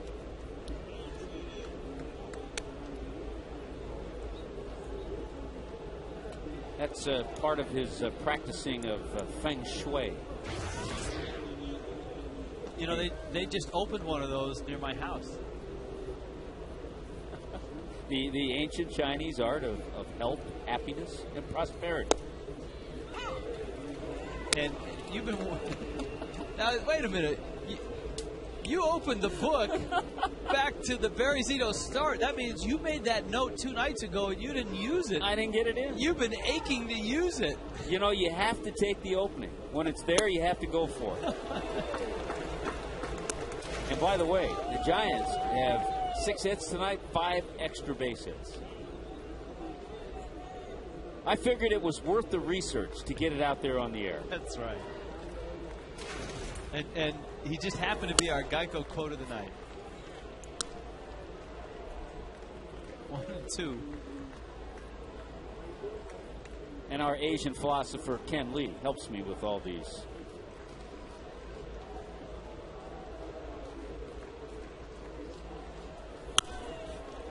That one fouled back and out of play. Juan Uribe, and he hit the comebacker that Ricky Nolasco threw 10 feet over Cantu's head and set that whole inning in motion.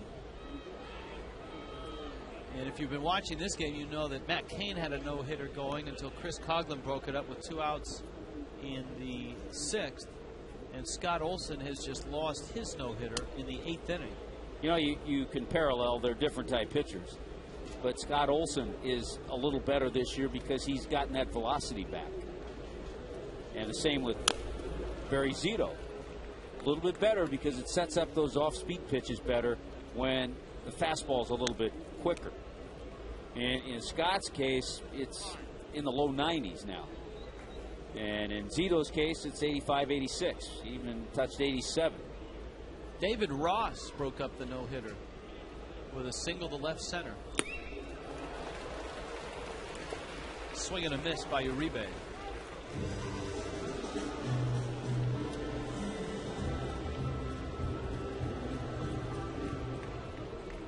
Fan balloting underway for the 2010 Major League All-Star Game. You can help make the Marlins have a nice presence there in Anaheim.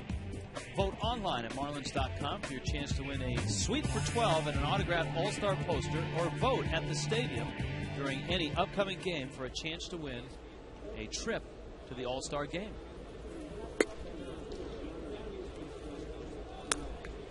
Here's DeRosa.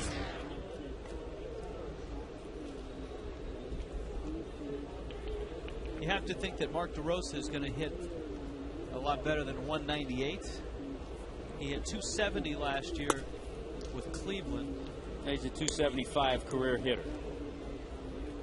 He's a guy that has been to 7 postseason series, lost 6 of those series. His team has lost, but not because of him. He's a 358 hitter in the postseason. That's a nice thing to have on the back. There was an uproar in Chicago when the Cubs let him move on. Yes. After 2 solid years with Chicago.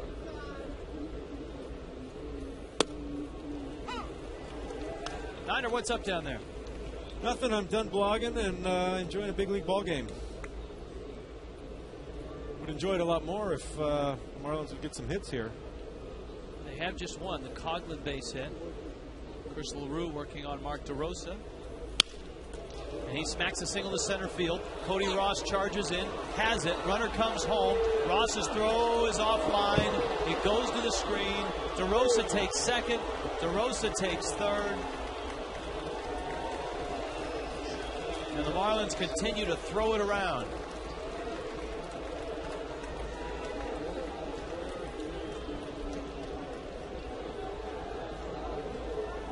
Boy, you just allow runners to get extra bases. Cody Ross had a shot, possibly, but then uncorked a wild throw.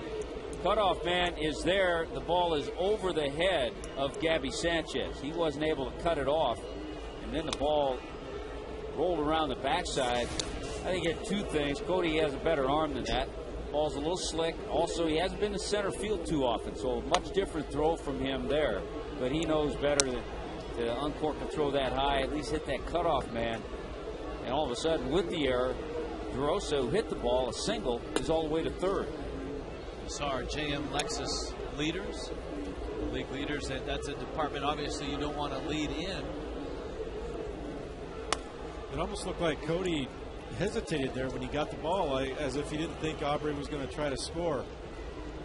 And I think that he was kind of surprised when he looked up and thought he might have had a chance. And I think he rushed his throw a little bit. All right, the Marlins with Matt Cain on deck, obviously intentionally walking Nate Shearwold.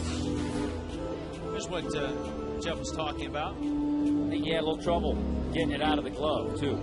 I think he was prepared to throw to the plate, but just had a little trouble getting it out. And that caused the hesitation. Yeah, but what Tommy was saying is, you got a couple of rules as an outfielder. Is get to the ball as quickly as you can and give it up to your cutoff man as quick as you can, accurately, and your job is done. So once that ball leaves your hand and you've hit your cutoff man, or at least given him a chance to cut that ball, then you did your job as an outfielder. It's the Marlins' second error of the night. And here's Cain. How are the Giants going to play this, guys? Are they going to just simply bunt the runner from first to second?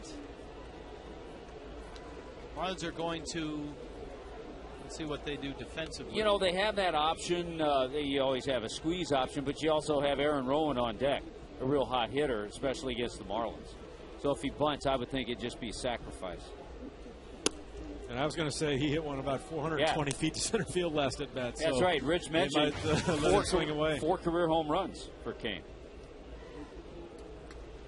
He looked very hitterish on that take of a slider right there, too.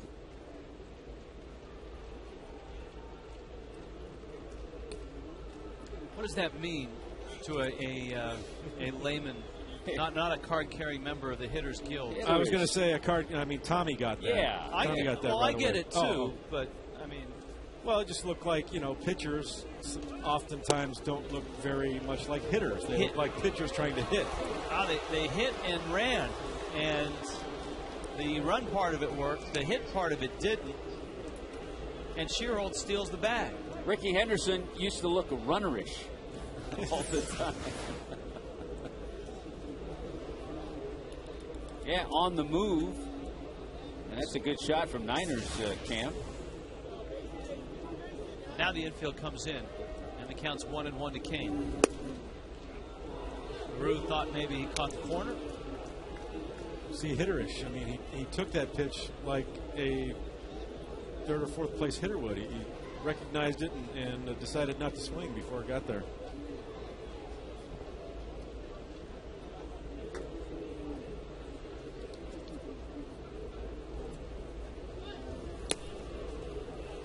And the count's now 3-1. And Tommy was telling you, Aaron Rowans, Marlin killer. There'll be a brief ceremony after this series. He'll be inducted into that club. He's on deck. And that's wide of third. Counts full 3-2. Yeah, we were scrambling around. Our expert statistician, John Chimchuk, scrambling around with Pudge catching Scott Olson. Had Olson continued on with the no-hitter. Pudge has caught a couple of no-hitters. Kenny Rogers back in '94, and in Detroit, Justin Verlander. LaRue strikes out Cain. Tommy, do they walk Aaron Rowan here? Number 33. I wouldn't give him a whole lot to hit. The only problem, you have a young pitcher out there in Chris LaRue, and you hate to put him in that bases-loaded situation. And you don't want to throw him a pitch like this. And he hit it opposite field against Nate Robertson. Remember, he homered against Leo Nunez in Game 1 of the series. And also the guy on deck who didn't start the game, but Matt Downs came in. He's had a couple of good games. It's always tough to put pressure on a young pitcher loading the bases with no place to put the hitter. We saw that the other night. Johan Santana and the Mets in Philadelphia loaded the bases, and that's a veteran pitcher. Loaded the bases, walking Ruiz to get to Jamie Moyer in a key moment in that ball game, and then had trouble throwing strikes to Moyer, who fought off, I think, a 3-2 fastball. Then he ended up walking him, and then the whole game fell apart for Santana. Then Victorino hit the grand slam. Yes. So even the most veteran of pitchers, when you all of a sudden walk them to load the bases, it doesn't always work out. It's 1-2. Chris LaRue is getting a full night's work here in the 7th inning. His 31st pitch. Rowan does it again. A base hit to left field. Coughlin up with the ball. Runner comes home. The throw is wide. The Giants have 2 more.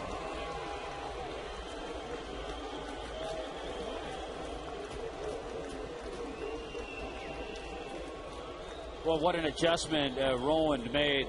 He likes the ball out over the plate. There's no question. But watch his fastball in, and look at how he adjusts. Really was quick and short to the ball, and found that hole on the left side. That's just good hitting. Number 34. Here now is Downs. And Rowan's at first. 6-0 Giants.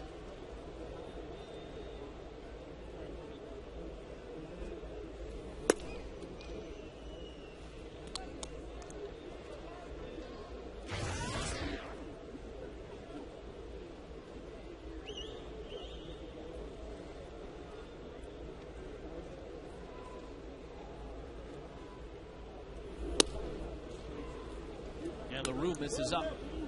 2-0. So Ricky Nolasco goes the first 6. Chris LaRue laboring here in the 7th.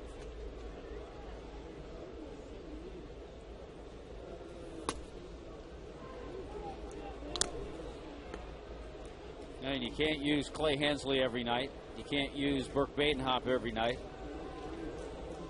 Brian Sanchez pitched in the ball game last night. You've got the lefties, Hunter Jones and Raniel Pinto. And LaRue right now is tiring and missing badly. So with all the other things that we've talked about needing improvement, the bullpen isn't in real good shape right now either. Hunter Jones. Sandoval now.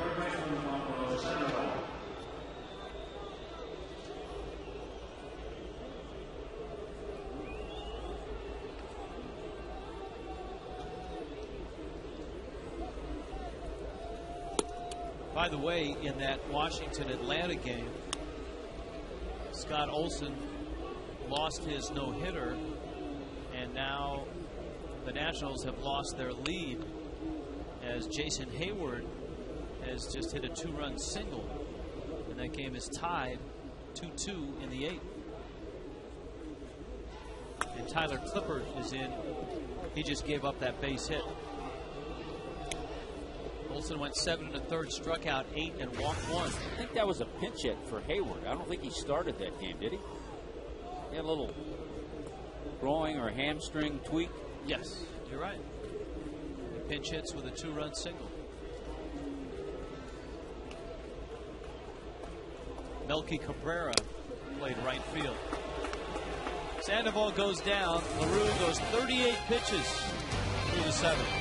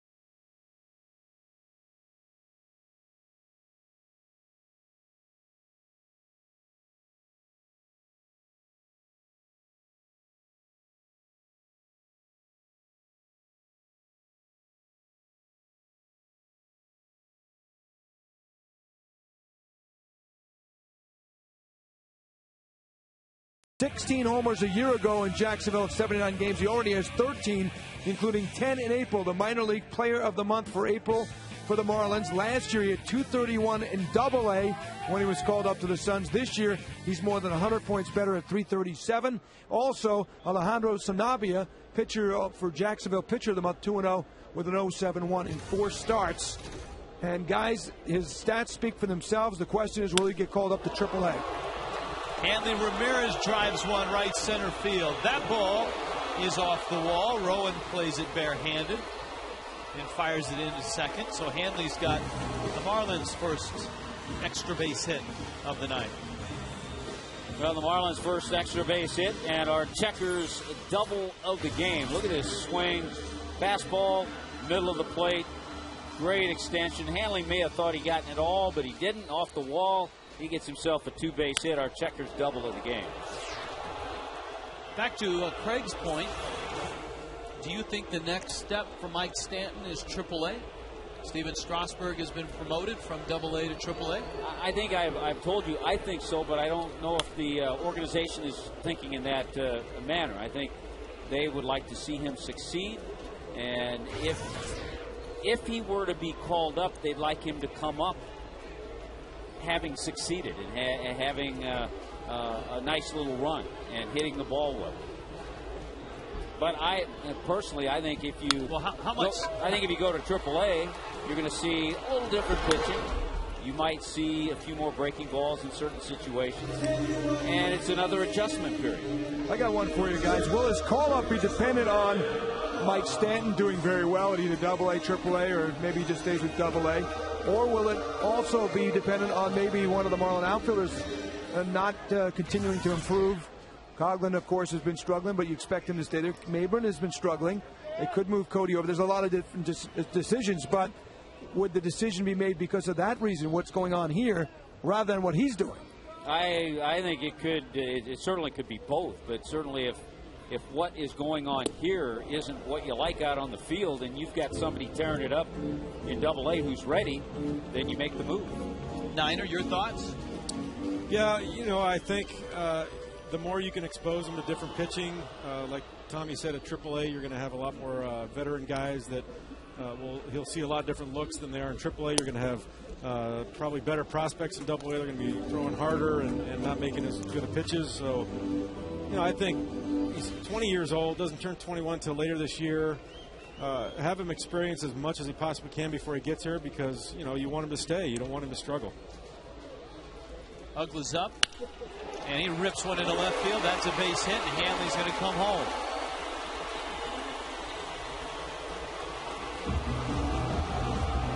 The Marlins are on the board. They have a ways to go. But it is the bottom of the 7th inning. Well, and that's where those 3 runs in the top half of the inning hurt, is you can start pecking away and some good swings.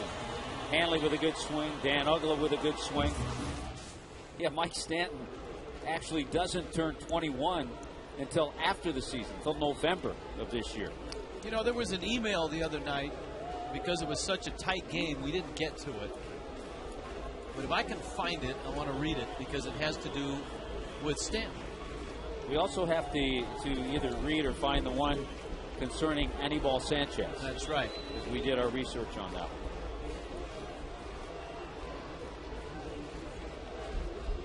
Here is Baker.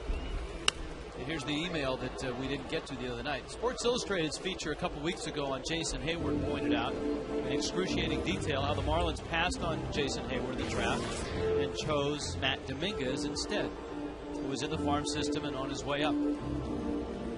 Why would the Marlins not take Jason Hayward? And it sounded in the article as if the Braves were able to hide Hayward from the Marlins and other teams and then select him with that pick. And that notice from Jim in Vero Beach. Now, as luck would have it, when that article came out, we were on a bus.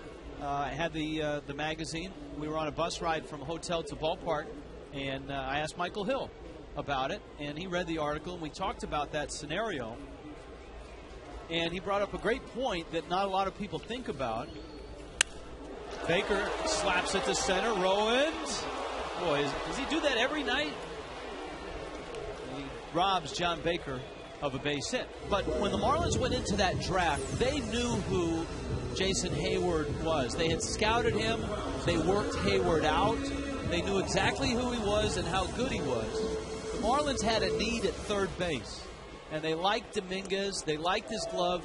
But the biggest reason they didn't take him is they knew they were going to get Stanton in the second round. Got Mike Stanton in the second round. A lot of teams stayed away because they thought he might go and play football. Right. And the Marlins were very, very confident that they were going to get Stanton in the second round. If Mike Stanton wasn't in the draft, the Marlins would have taken Jason Hayward. I'm pretty sure.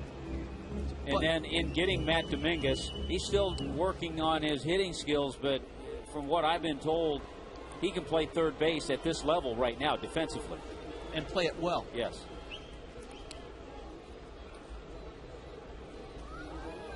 And so, yeah, Hayward is there first, and he's getting the headlines. But I think the true way you judge that draft is in 5, 6, 9, 10 years. If Dominguez gets to the big leagues and is productive, if Stanton gets to the big leagues and is productive, and how does Hayward's career turn out? I mean, by all accounts, Hayward is off to a good start, and many people project him to be a superstar. Well, Mike Stanton isn't here yet, but the things that he's doing in Double-A are pretty incredible right now. Time will tell. And it'll be a couple of terrific young players to follow.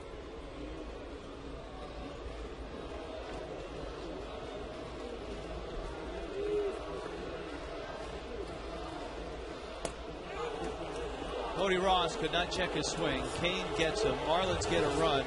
But Matt Cain is still very much in control of this ball game.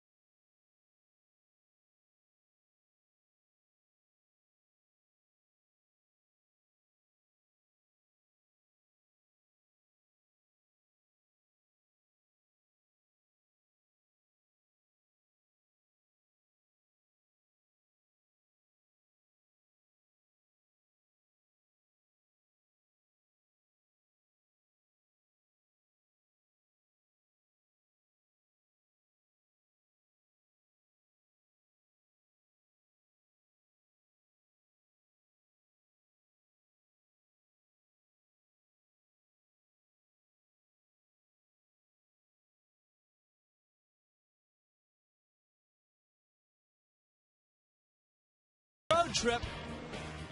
We start tomorrow night in D.C. Hugs and kisses for everyone. That Nigel Morgan guy can make catches just like Aaron Rowan. And then the happy bus pulls into Wrigley Field, where the fans are never happy to see the Marlins. No, some bad memories for Cub fans.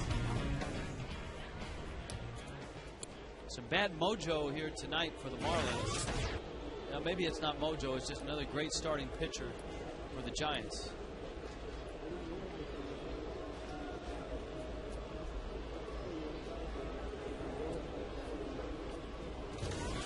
Marlins are going to head to Washington, D.C. if nothing changes in this game with a bad case of the Giants' rotation flu. Yeah, it's almost like whoever they face, it's just going to be better than what they've seen in this series. Another alarming thing, if this lead holds up for the Giants, the Marlins will fall to 7-9 at home.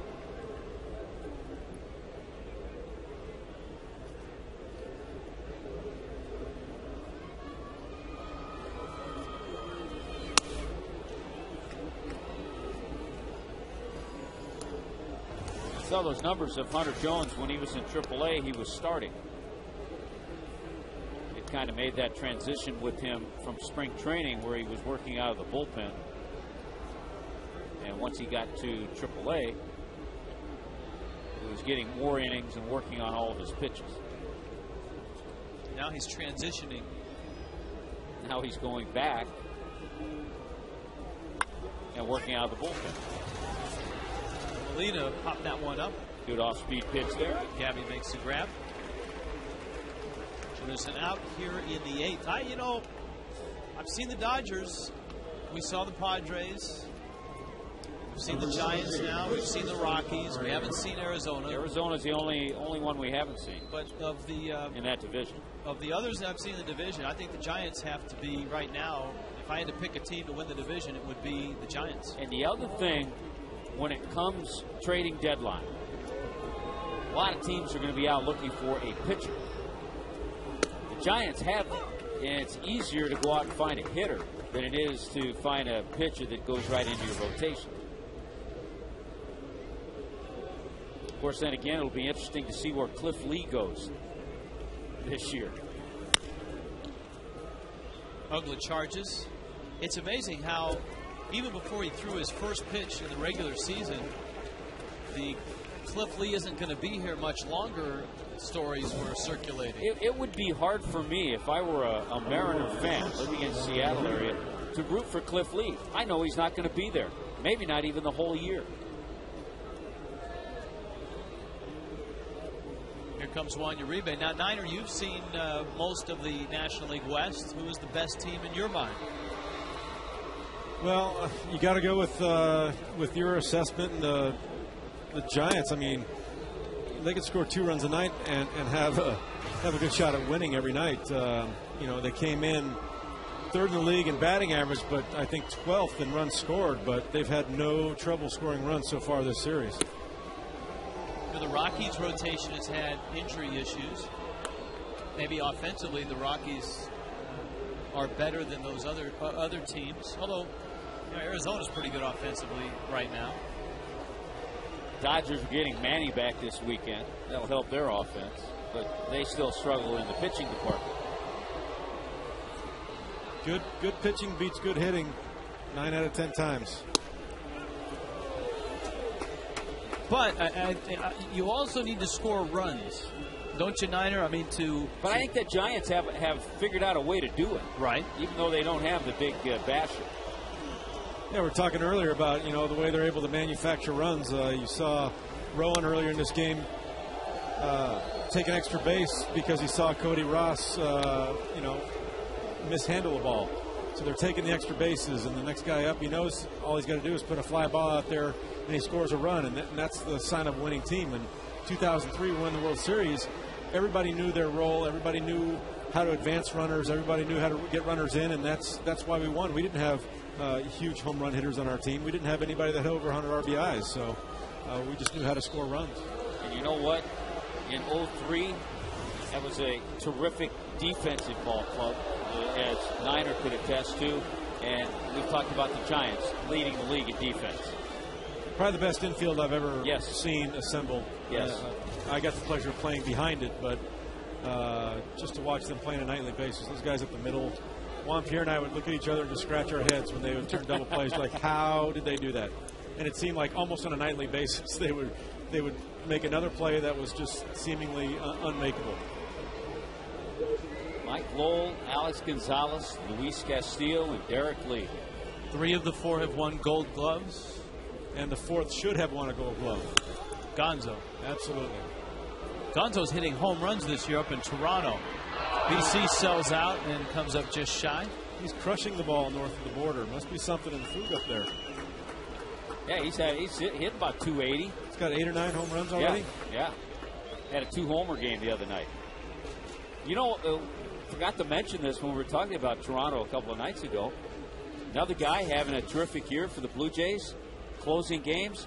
Kevin Gregg is doing a nice job for Cito Gaston in Toronto. Former fish everywhere. And another guy, he's not a former fish, but he is back to his old self, is Vernon Wells. After a wrist injury slowed him down last year. He's having a great year for Toronto. Hunter Jones. Nice inning. Yes. Brief inning.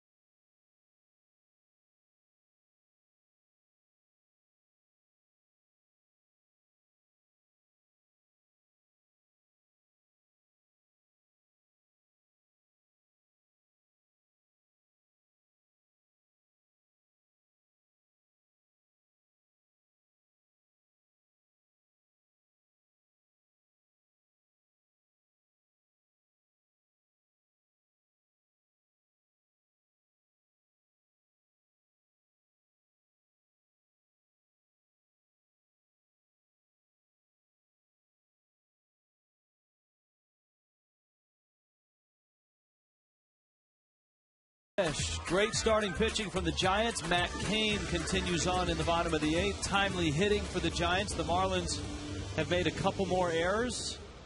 And the 25-year-old from Germantown, Tennessee, is about to throw his 100th pitch to Brett Carroll.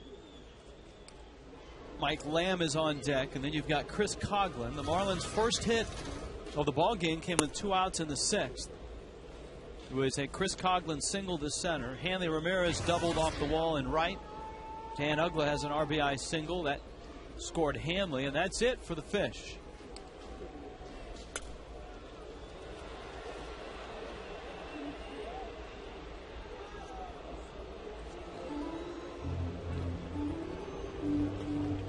Cain trying to run his record to 2-1, even though this is start number 6.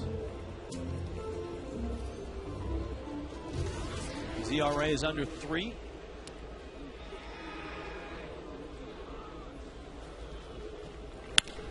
BC was on that one and drills it to left. Off the scoreboard, Carroll around first, headed to second, and he is there with a double. He is making the most of his opportunities this year. Yeah, he is. He's had good at-bats. And really, the last 2 innings now, the Marlins are having better at-bats, better swings against Matt Cain. He's left a few balls more out over the middle of the plate. Man, I like that one. Oh, that was struck well. Right on the screws.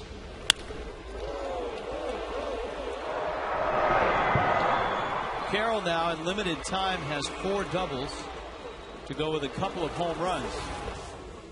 And here is Lamb in his pinch hitting appearance. Cain misses outside.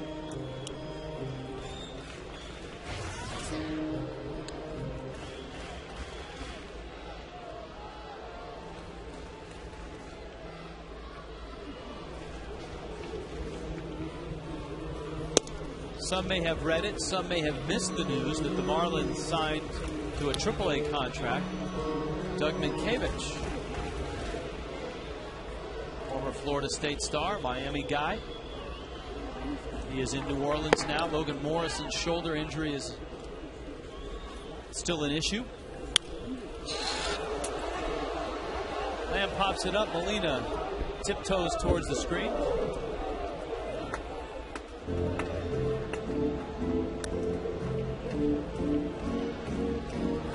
All of a sudden you have a couple of years now, and I don't know how long this shoulder injury is going to linger with Logan Morrison. This a couple of years, each year he's had an injury that's knocked him out of a substantial amount of games. Runsler and Moda.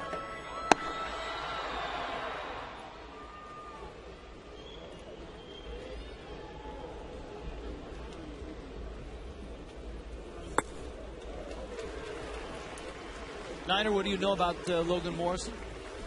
Not much. I know he had a play at the plate where he kind of barreled into the catcher, hurt his opposite shoulder. It wasn't his throwing shoulder, which is a good sign, but it is also the front shoulder of his hitting stance. So it's kind of a day-to-day thing right now, and hopefully it's nothing serious. You talk about top prospects along with Mike Stanton. Logan Morrison is one of the heralded prospects here in the Marlins organization, and they're looking at really big things from him in the future also. Yeah, guy we saw battle Gabby Sanchez all spring for that first base job. By the way, would it look bad if I ran away from a foul ball that was coming down here? Yeah, it would. It would? Okay. Because I think I'm going to go get my glove. Because that one, while it was still 20 feet away, I was getting a little scared. It's a different perspective. It is, and I think people, that try to catch those things with their bare hands, they find out the hard way. The thing hurts. Bruce Bochy says enough, and Matt Cain is coming out. Boch is on his way out to the mound. 6-1, Giants on top in the 8th. Rooney calls the pen. When you need a car, truck or van, who you gonna call? Rooney!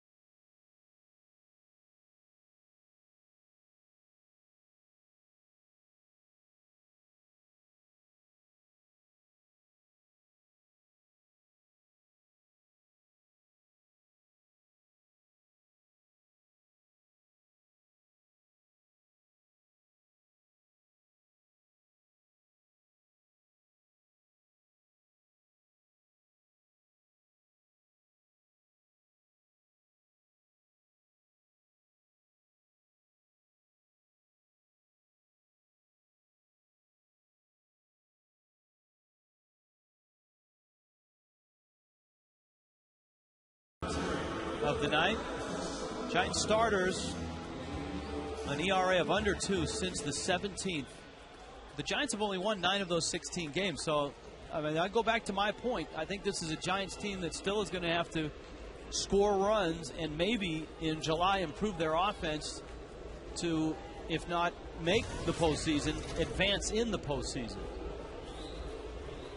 They're the type of team, though, that other teams don't want to see in postseason because of their pitching. You go up against the Giants in a short series and have to face Lincecum, Zito, Cain, Jonathan Sanchez, maybe. They're the kind of team that others don't want to face in a short series. Coughlin is up. He has singled in 3 trips. And then quickly, it's 0-2. I'm sure Brian Sabian is out there searching for bats.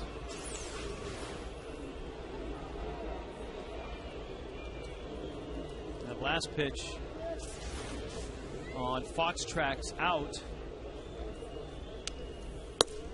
That's out even further. And it's 1-2. Brian Sabian, of course, their senior VP and general manager. And he has been overseeing the Giants as GM for 13 years. Longest tenured general manager in Major League Baseball.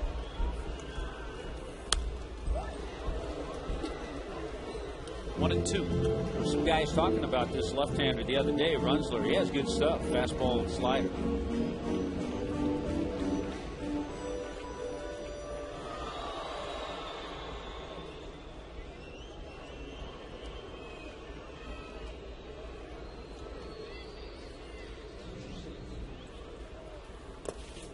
Breaking ball, and he's gone 2-2 on Coughlin.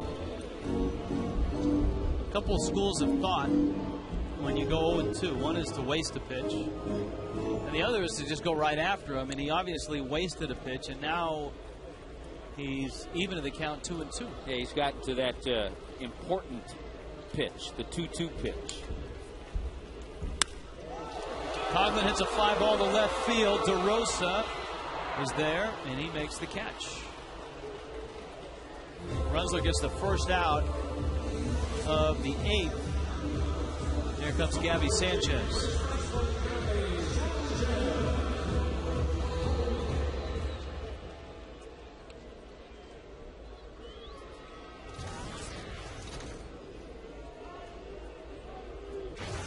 Sanchez up, and he is 0 for 3.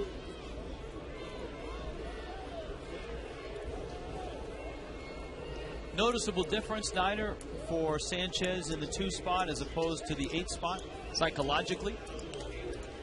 Psychologically, yes, I would say 8 spot's a very difficult place to hit just because you got the pitcher behind you. Second has its own responsibilities, I would say. You know, you really want to try to move your leadoff guy if he gets on base, especially second with nobody out. Try to move him over so your RBI guys can drive him in. And I think he's done a great job in both spots. You know, his average isn't what you'd expect for, or say was great right now, but he's been squaring a lot of balls up that have been caught, and I think he's having really good at-bats. Would you guys both agree that he's more of a 5-6 hitter, or maybe if he progresses, a 3 hitter in baseball? I think he's got the potential to be a 3 hitter. I think he's going to hit for a pretty good average. I don't think just because of his swing path he's going to have a ton of home runs. He's probably going to be a 20-25 guy, I think, at some point. But he's definitely going to be on base a lot. He's got a good eye also. Counts 3-0. Yeah, talking about the number 2 spot and the number 8 spot, they're probably 2 of the most creative and difficult spots to hit it because you always have different at-bats. There's always something going on.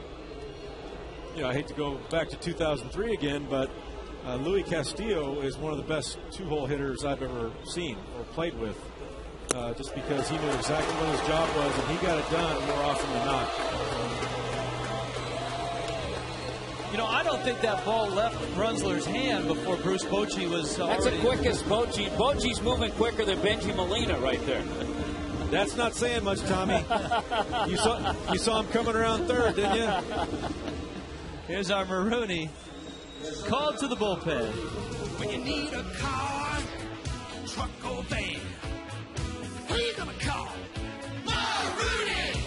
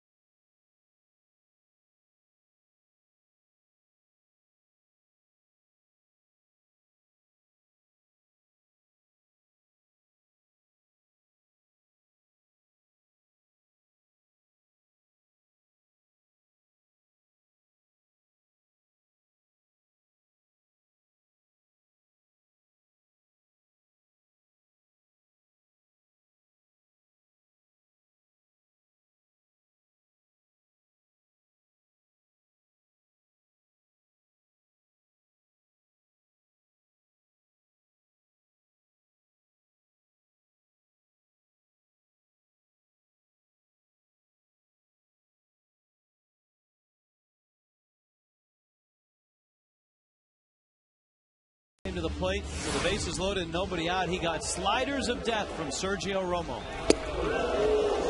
There was the first one. It was nasty. That was nastier. And then he puts him away with even a nastier one. Low on outside. Got Hanley to chase. Remember, Romo was the guy who came in and threw Dan Uggla a first pitch fastball that he hit for a home run. Now, on the other side, Guillermo Mota has a good fastball, very good changeup. His slider's probably his third best pitch.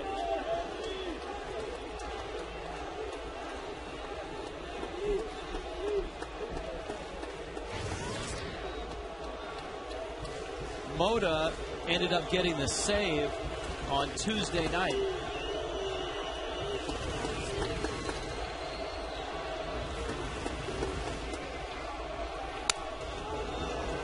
Foul back to the screen.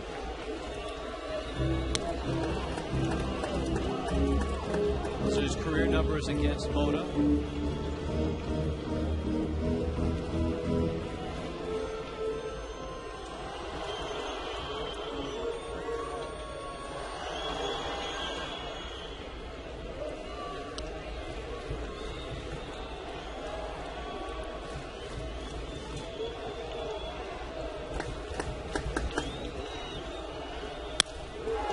Slices it to right field. Shearholtz makes the catch. He's got a good arm, but BC will score. Marlins have to settle for a run. And Cantu comes up with runners at first and second.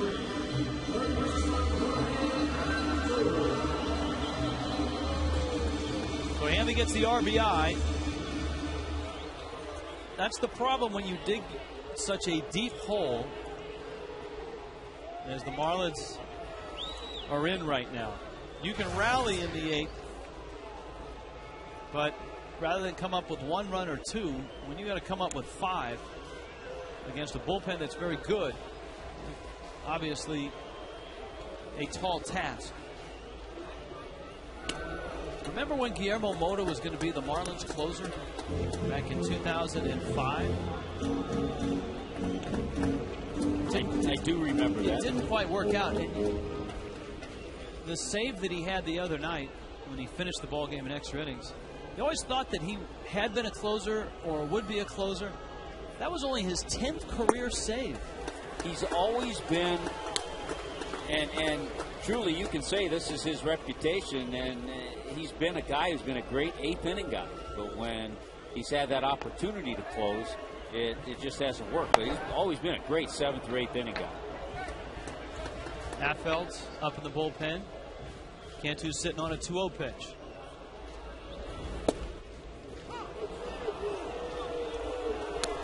at the knees and apparently on the corner.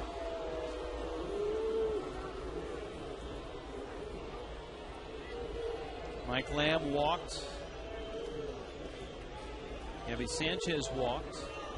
Brett Carroll opened the inning with a double. Hanley scored him on a sac fly.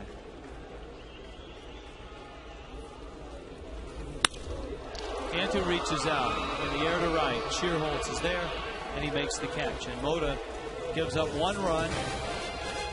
Going to the ninth, Marlins down 4.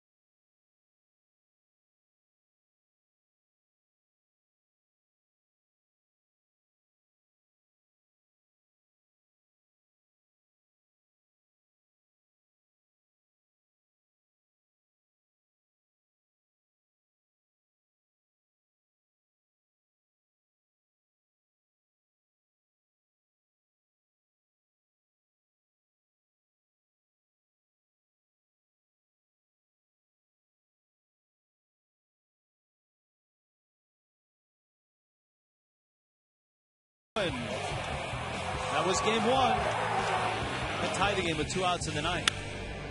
That was game 2. That set the tone. An opposite field shot against Nate Robertson. And this would be game 3 against Chris LaRue. 2-run single added on. Those runs important now in a 6-2 Giants lead. Reniel Pinto, welcome aboard as he enters the ball game and takes over for Hunter Jones. This was a Ricky Nolasco start to begin with, and Ricky went 6 innings. Gave up 3 runs. Ouch. That can't feel good to John Baker.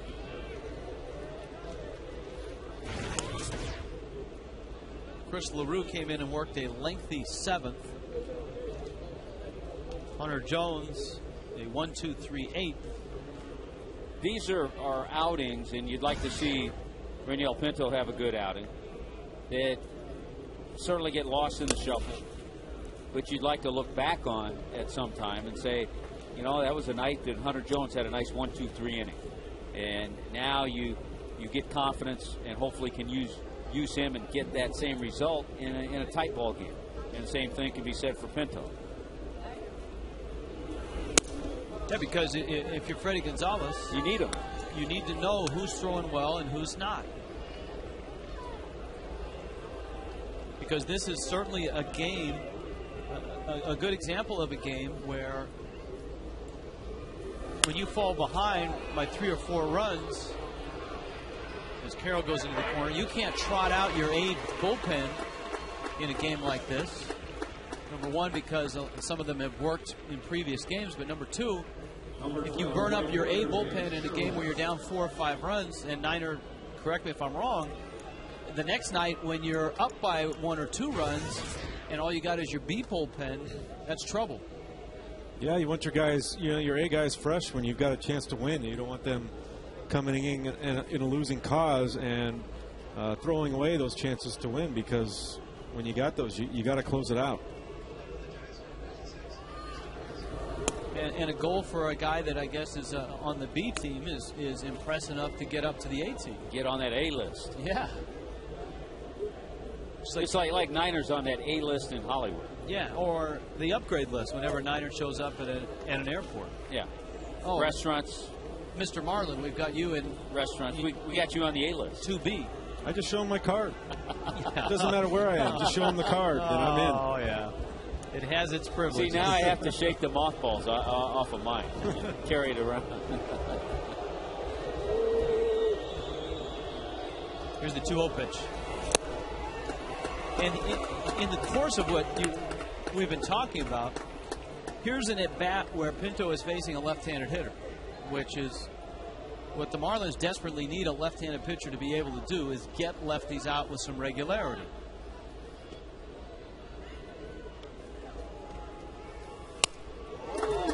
Shearholtz goes after a high fastball. It's 2-2.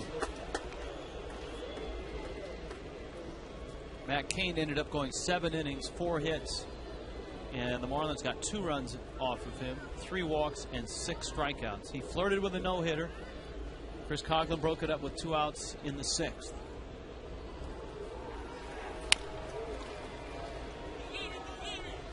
Over to first. Gabby safe. Didn't quite get there.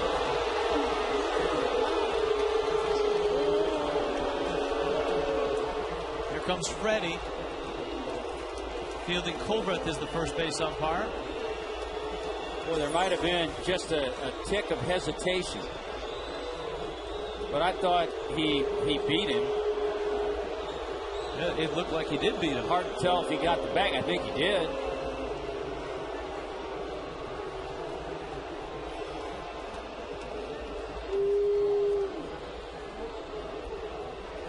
Very close. Maybe closer than it should have been, but I think he got him.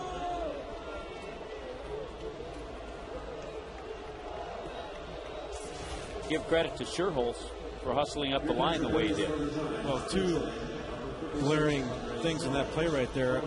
As a first baseman, I never assumed that the pitcher was going to get there. So if I was going to be that close, I'm taking it all the way. You saw Gabby hesitate just a little bit and to see if Pinto was going to be there.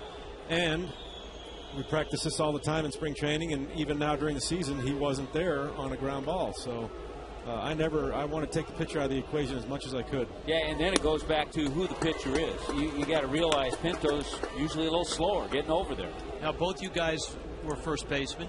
Gabby looked like he was kind of between a slide and a lunge. He had a little pop-up slide. So which one is best? Is it the lunge or is it the slide?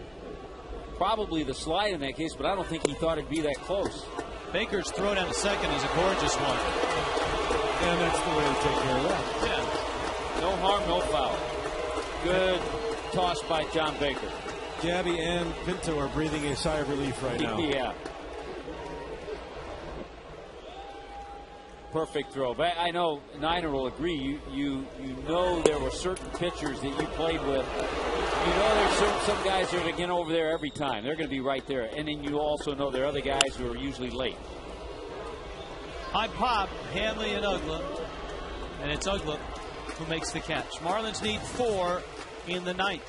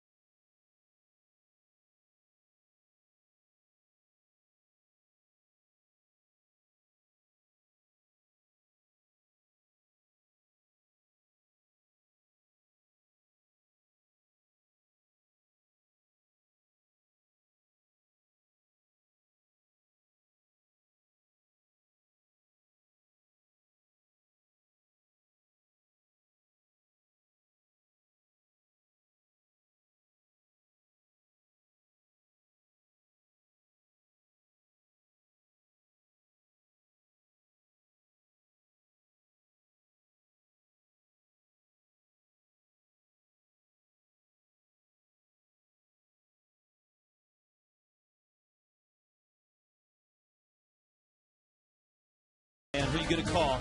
1-877-MARONI by AT&T. Find out what's possible with the nation's fastest 3G network, AT&T. Rethink. Possible by Corona. Kick back, relax. With an ice-cold Corona and lime, enjoy Corona today, and by Dodge Ram Trucks, award-winning Ram trucks. Plus the new heavy-duty. Make it one of the most powerful lineups in Ram history. 6-2, Giants on top, and the bottom of the ninth inning.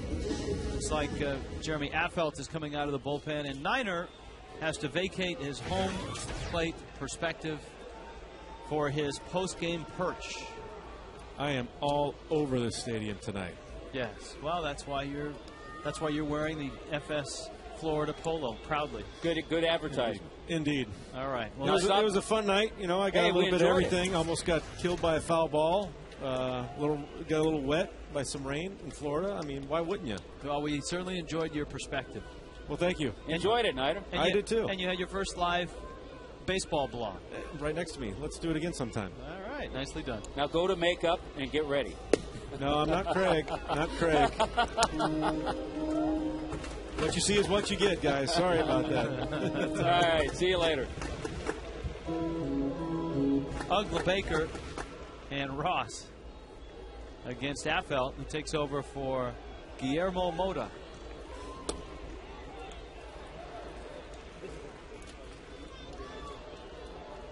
Obviously, the Fish need some base runners.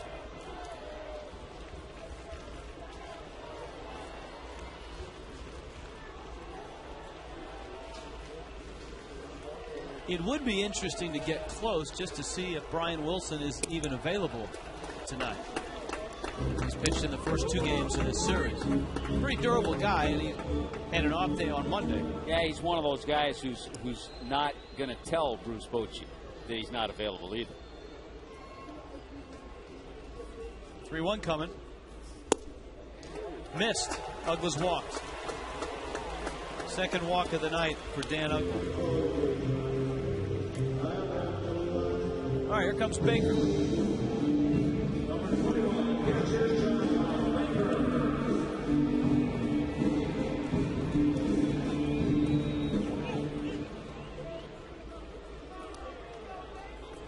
Well, the Nationals were able to win that game against Atlanta. Remember, the Braves tied at 2-2, and the Nats with a 3-2 win.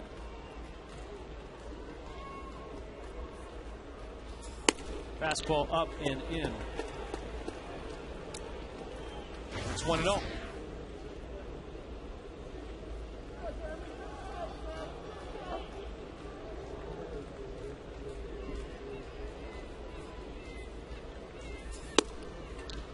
A strike.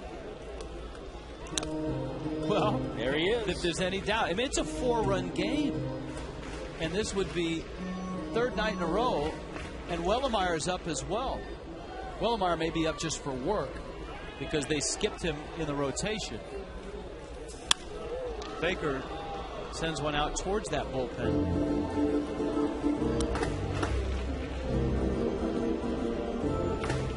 He is scheduled tomorrow morning to be on the Today Show in New York. Remember when the Marlins were in New York? Was it JJ on? So he will have an early wake-up call. Yeah. It's the People Magazine All-Star Among Us program. Baker takes a breaking ball for strike 3.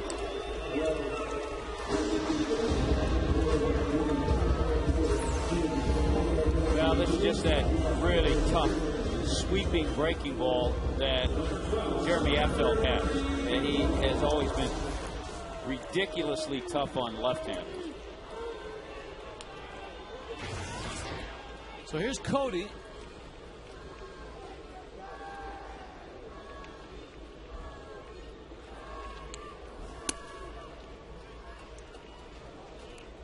It's been a long night for Cody.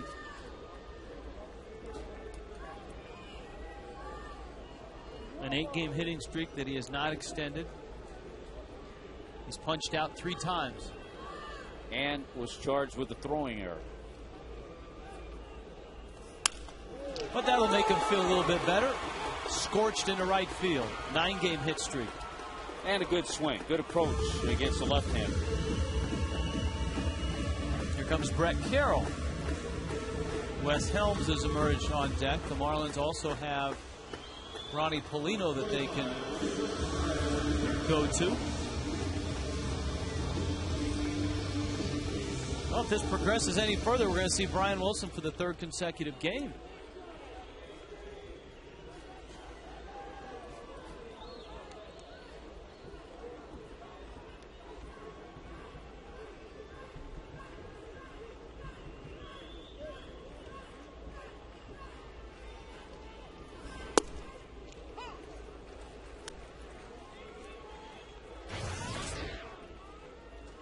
Oh, 1. Carroll doubled in the 8th. That was against Matt Cain. Cain didn't get an out in the 8th. He faced 2 hitters. He ended up going 7+. Dan Runsler came in. Guillermo Mota then came in. This has been Affeld's inning from the start. He walked Ugla, struck out Baker. Cody singled. Good grip at that fastball. 1-2. Nice Freddie if he felt lonely in the dugout with Carlos Tosca down the third baseline coaching at third with Joe Espada away because of a death in the family.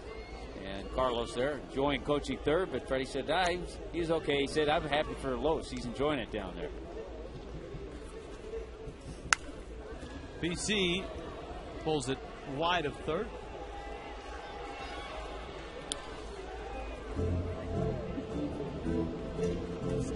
Count stays at 1-2.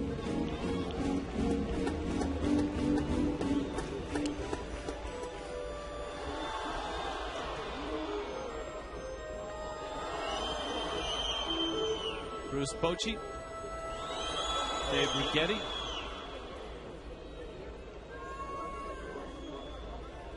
Let's see if Affeld spins one up there. He goes back to that fastball. There's the breaking ball, and it rolls away, and both runners move up. Which might not seem like a lot, but now the inning can't end, the game can't end on a ground ball. And here comes Righetti. Yeah, that pitch brought the Giant pitching coach out quickly, Dave Righetti.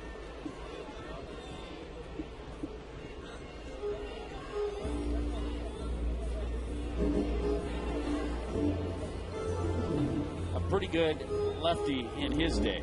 You think he's asking him, why are you throwing breaking balls up there with a 4-run lead? Well, you have to wonder if you're Brett Carroll right now on a 2-2 count.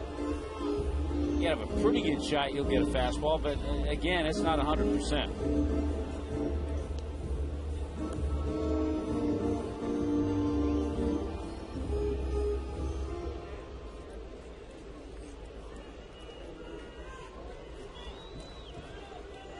But it's not like he doesn't have a good fastball. No. You've seen it, 94, 95. Carroll's seen it. Yeah.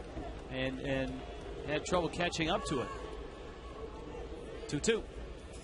Fastball, ground ball to the shortstop. It's going to score a run. But Carroll is out. He'll get an RBI, and the Marlins are down to their last out. And I think that is exactly the message that Dave Righetti delivered. Go right after him with the fastball. Yeah, you got a good one. Use it. Look at the scoreboard. And wouldn't you know, here comes Bruce Bochy. Wow. And it's just surprising. If you're thinking about wearing a guy down, these are the kind of games you bring him in, even though it's a safe situation. Yeah, here he comes. Our Marooney called to the bullpen. When you need a car, truck, or van, who you gonna call? Marooney!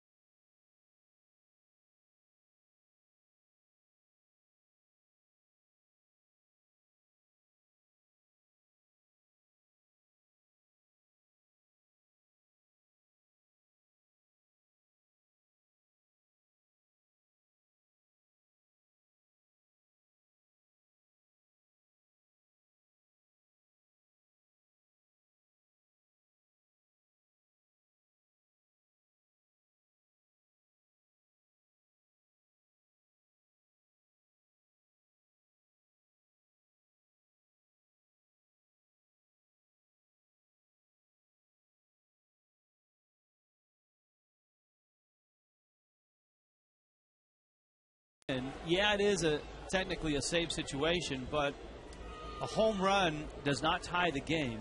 Helms is up, and the Giants closer for the third consecutive night is in.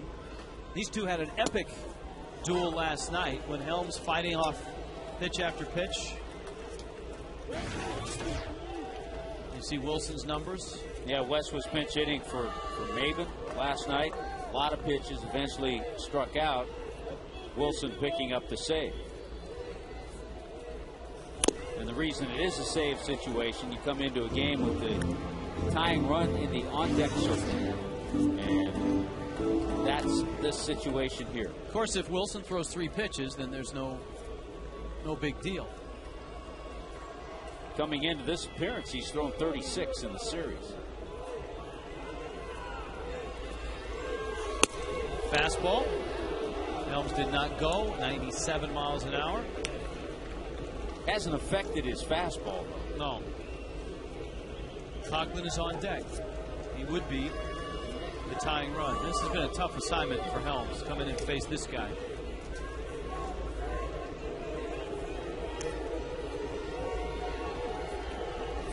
One, two. Struck him out. Helms didn't think so, but he does not get a vote. And Brian Wilson saves the last 2 games of this series. He nails down this one, and the Marlins once again dig themselves such a deep hole. They start to climb out of it with single runs in the 8th and the 9th. But the Giants bullpen, while not as good as their starters, pretty darn good. Brian Wilson, an all-star closer, and he shuts the door tonight. 6-3 the final. Marlins get swept by the first place San Francisco Giants. Marlins Live is coming up.